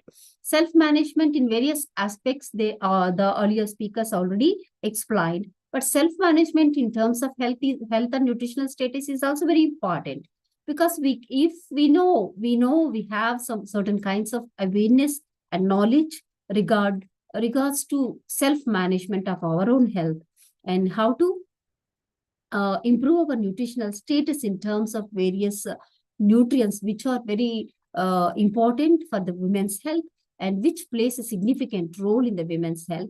That particular knowledge that women has to improve and create and learn how to improve our own health and nutritional status. So if you see here, I just mentioned the four important points, important tips. These are, we don't want to follow very extreme kind of things, or it doesn't require any extreme measures to take part of our health, to maintain our fitness and to improve our health status, nutritional status, etc. Very small but consistent steps are needed, which can lead to significant improvements. So what are those? So these four are very important. Balanced diet. If you see these four steps, seeing these four things, it's very simple. But if you follow continuously, constantly, then it's easy for the women to maintain the sustainable health and nutritional status during overall her lifetime. So balanced diet, regular exercise to make them fit, and stress management. I already told you that stress is the prime and major factor for the occurrence of many non-communicable diseases in today's life, and regular checkups are very important for the women particularly who entered in their middle age. And what women have to do is we have certain kind of awareness and knowledge with regard to family medical history, because we have to self-manage our own health, our own body and our own system for that particular thing. We need to know about our medical history, our family medical history, because few particular health problems where the prevalence rates are very high among women in India are linked with family medical history. So we must know about our family medical history, and we have to educate ourselves on various health issues and simple tips how to overcome it and how to prevent that. That's more important. And paying attention to their bodies. This is very, very important. You just understand your body, know your body, and you just observe the system of your body, how the body is accepting your food, how the body, when the body is asking for water, when the body is feeling hungry, and if you eat certain kind of foods, how our body is responding. These are all the things are very important, that understanding our own physiological system and the body is very important for the self-management of our own health. And I already told that many of the diseases, all the diseases, particularly the lifestyle diseases, they are multifactorial determinants. And these are various factors that determine the health status of the women. And among these, few are modifiable and few particular things are non-modifiable things. the women, you forget about non-modifiable ones that we cannot do much about it. And the modifiable one, like nutrition and lifestyle, are in our hands. So we have to, acquire certain kind of knowledge with regard to food, diet, and nutrition. And we have to modify our own lifestyle to maintain our health and fitness to prevent the diseases.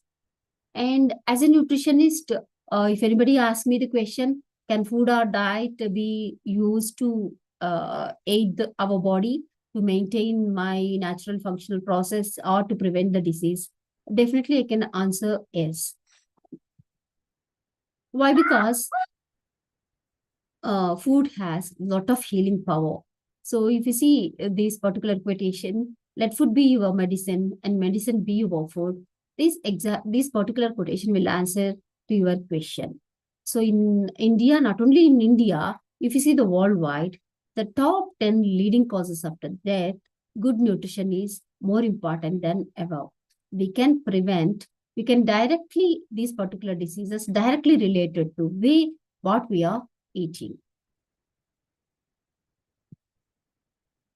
So how we have to put it into the practice, that's more important. This is very simple guidelines and simple tips that I am giving to all the women in the context of Women's Day. So balance is only the key for maintain our health and nutritional status. So we have to balance with regard to our nutrition is with just these three principles, what I am mentioning here in the slide, are very important things. So one thing is the balance. You have to balance your plate, your day-to-day meal with all food groups. We are in India, our food group system is 5 food group system, what I'm showing in this particular food pyramid. You know, the bottom pyramid, which is serving with the staple food of staple Indian food, the cereal like rice and wheat, and the bread and pasta, where the carbohydrate rich foods which provides energy and protein, certain part of the protein for maintain our day-to-day physiological activities. Then after that, we had to take vegetables, more fruits and vegetables, not only constitute vitamin and minerals, which plays a major role in prevention of the disease and the promotion of your health. These fruits and vegetables contains lots of antioxidants and phytochemicals, which are playing a role of nutraceuticals that can prevent and used in treatment of many of the diseases, even like cancers. And after that, the protein-rich foods, meat, milk, and milk products, and the uppermost pyramid showing that, very, very small portion of pyramid showing that we have to take fats and sweets and sugars in lesser quantities when compared to other food groups. That balance has to be maintained in day-to-day meal for the sustained health throughout our lifespan. And variety, the next thumb rule is variety. So every time in your meal, take variety of foods. Don't take one particular roti or cereal or something and other thing. You take variety of the foods. So one or more cereal, like one or more vegetable, 2 to 3 servings of fruits, like that. And moderation, which is very important thing, is you have to eat in moderately. So this is the Indian Healthy Plate, which was designed by National Institute of Nutrition. So we had to follow, particularly women, we had to follow our dietary plate. We had to design, we had to take care of our dietary plate like this. So this portion is fruits and vegetables, and this particular portion is cereals, and this particular thing is legumes or meat or something which provides protein, and nuts and seeds and fats and oils. This is the healthy plate of Indian women. So coming to the supplements. So generally after middle age, so many women are, there is a there is a myth that we have to take the supplements to avoid calcium deficiency, to avoid iron deficiency or something else. And women are taking supplements on their own, particularly the calcium supplements. It's not at all good. So everything in excess is opposed to nature, because many of the nutrients, particularly micronutrients, become toxic after entering into the body if it is if you take exceed rather than the recommended requirements of your own age and gender. Particularly, this is particularly with regard to calcium deficiency. If your physician or your nutritionist or dietitian prescribe to take calcium supplements, then only we have to take calcium supplements. Otherwise, don't go for calcium supplements during your middle age. So I just conclude with giving a small tip to all women today. So we have aim for fitness, for sustainable health, and for prevention of diseases in our further life. We have to maintain the fitness. That is more important. And diet and exercise are very important things that we have to keep in mind to maintain our fitness. And aim for a healthy weight. The weight is directly related to the occurrence of many diseases, particularly in the women. So we have to aim for healthy weight and be physically active every day. We have to check that what we are eating every day and what you are doing and who you are, how we are. So these three things we have to check every day to maintain our health and fitness. And, with regard to women empowerment for sustainable future, which is the title of today's conference. So because health and nutrition are very, very important. So a well-nourished, healthy and empowered woman is not only an asset to her family and her two children and her society, but to the nation as a whole. So that's why, maintaining the health and nutritional status of the women are very important, and we have to give in priority in any policy making and other things with regard to the health and nutritional status of the women to achieve women empowerment. So thank you very much. And once again, thanks to all the members and the team of Dr. Kavitas for giving me this opportunity. Thank you. Thank you, ma'am, for such a valuable insight. Thank you. Dear participants, if you have any query, then you can ask your query. Ma'am, I just have one question from my side. Yes. Yeah, please. Is it something like the person who is completely vegetarian? Yeah. To be more weak as compared to the person who takes some non-vegetarian food in diet? Is it so? Actually, the plant-based food is really more nutritious when compared to the fleshy foods, actually. So in our traditional Indian diet, we are depending on more plant-based foods. So all the nutrients which are essential for our health, especially for the women, like iron and other things, of course, they are rich in non-vegetarian foods, but the quality of the particular nutrient is more in vegetarian food, so that there is no comparison only with respect to protein that many people are talking about. These fleshy foods are rich in protein. Of course, the quantitatively they are rich in, the fleshy foods are rich in protein, rich in iron and other things. But qualitatively, plant-based foods are very good sources for all the nutrients.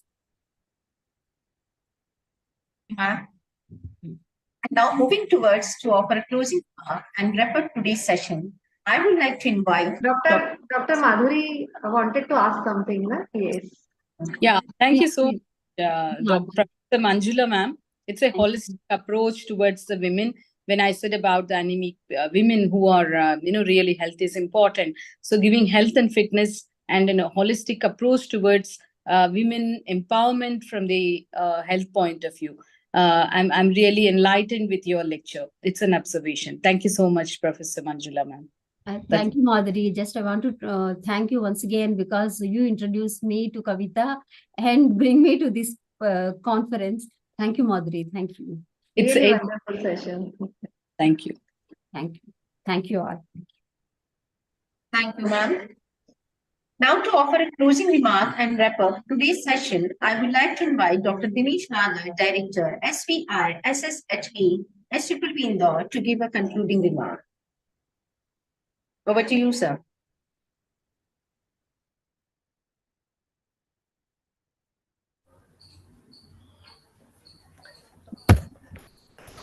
Thank you very much, madam, for providing me a wonderful opportunity to hear such remarks from outstanding speakers. There were three speakers in the session: Dr. Bulbul Dhar, Dr. Rani, and finally Dr. Manjula Kola. For me, it was an eye opener. I have myself learned a lot. As far as the first session was concerned, Dr. Bulbul Dhar, she has been very optimistic in her opening statement when she pointed out that woman is not an abla nari of yesterday.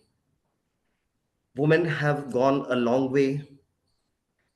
They have progressed a lot, but a lot has to be done. So that is a very optimistic picture she had sketched, that we have made tremendous progress in terms of women empowerment. But then she has stressed upon very important issues like education empowers, empowerment of a woman through education. See, she has also pointed out that less women are there in STEM courses. This is a digital age, and but now there are silver linings.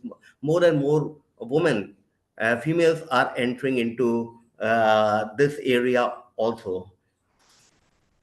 She has also talked about that we have to focus more on the marginalized women, those who are located in the remote areas where we have where they are being protected by the law. There are many laws in favor of the woman, right to property, domestic violence act, but these laws are what I see is on papers. Implementation is needed, and implementation is so slow that that people get frustrated. She has talked about the gender gap, unpaid labor. She has focused about. She has talked about the violence which is increasing, discrimination which is at increase. Uh, Finally, she has talked about a very important thing, and that is the gender audit is needed. Gender audit definitely is needed in order to reduce the gap. Uh, Again, she has focused on women capacity building in all the areas. So she has covered a lot of areas where we need to focus on. Education she has focused on. She has talked about the rights which women are having, but implementation is slow. Still, there is a long way to go. But awareness is also increasing. And I think the opening remark I like the most, that she's not longer our Abla Nari. As you can see, the toppers of the universities are women. And today we have also seen the women vice chancellor, although they are less in number. But I think slowly the things will be moving towards a more silver lining and a very progressive note, that I feel that more representation of the women is needed in key positions. Like say in policy making bodies, the women should be there. In legislatures, the women should be there, so that some changes may take place at a fast pace. The second speaker was Dr. Rani Madhuri. She has started with how the schemes of the women progressed. She started with women and social welfare, where we started. Then she touched upon women development, and now we have reached at the third stage, and that is women empowerment. She has also focused on International Women Day. That is, we can showcase the achievements made by women in practically all sectors of life. But then there is a concern of gender parity. The most important thing which she has talked about, gender equity. We have made progress, but equity is very vital. Equality is needed, and we have to go a long way, but we have to reach at gender equity, which is vital for social justice. Investment in women is needed. So she has highlighted how the history of International Women Day, the perspectives, and where we have started from and where we have reached today. So she has touched upon many themes related to these issues. The third speaker was Dr. Manjula Kola. Her speech and her presentation was focused on women empowerment, health, and nutrition status. And worldwide, these issues are of great concern, nutrition. She has also talked about some demographical statistics and how women are suffering on health sector, uh, gynecological problems, deficiencies of malnutrients, anemia, all these issues she has talked about. Uh, Women life expectancy is more, but then on the other hand, many years are which women are spending on unhealthy years. So she has given some very useful tip about health and fitness knowledge, which is very much needed. And on health, she has talked about physical, mental, and social well-being of the person. Physically, you are very good, you are very healthy. There is nothing to bother about. But if you are suffering from depression, if you are suffering from anxiety, if you are suffering from insomnia, so that is a great problem. So all these well-being is much needed. Physical health is important, but mental health is equally important. How disease can be prevented, she has talked about. And finally, she has talked about what type of diet we should take, what type of supplements we should take in order to maintain good health. She has talked about the balanced diet, regular diet, stress management, regular checkup. So she has a comprehensively addressed these issues. Thereafter, she has finally talked about that self-management is much needed, because women has to take care of themselves. So they have to take care of the diets. They have to take a balanced diet. It is not true, not only true for women, it is true for man also, that one has to take the balanced diet. We have to take the diet in moderation, and variety should be there. So she has get very useful tip. Food guide pyramid she has presented, and so all the three speakers have really enriched our knowledge and understanding about various issues that are very important to be addressed, various challenges which the women are facing, and how to deal with the problems. International Day is a very important day. At least every school, every college, every university celebrates this day. Not only women celebrate this day, we also celebrate the Women's Achievement Day every day. And I've seen a lot of progress being made, and but still we have to go far. Awareness is needed so that changes which are taking place should take place at a faster pace. So thank you very much for providing me an opportunity to hear such outstanding speakers. Thank you very much. Thank you, sir, for such a valuable insight. With that, we conclude the first national conference on women empowerment for technical future. We hope the discussion and ideas shared today to inspire positive action towards a more empowered and sustainable future for all.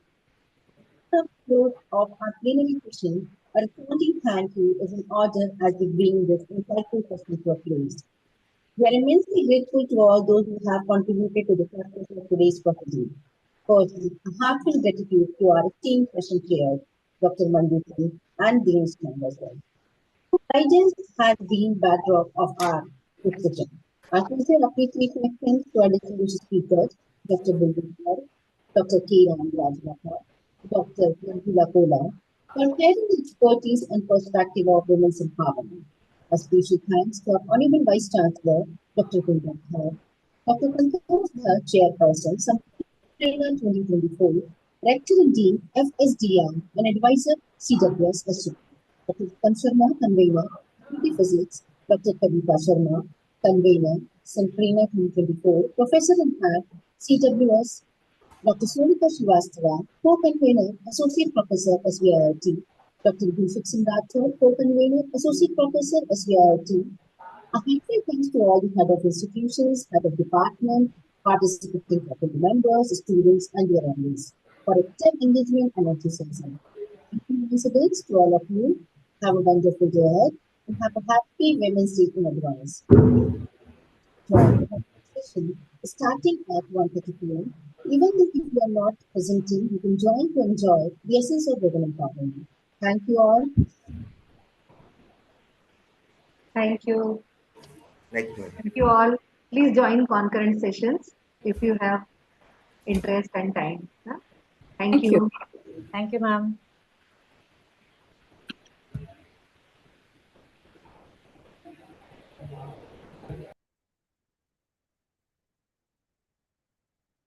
उत्तम sir, उत्तम sir, वो थोड़ा सा time वहाँ पे आज दिक्कत हो रही है नेटवर्क की हाँ मेन ब्लॉक में. So I हाँ requested session chairs to join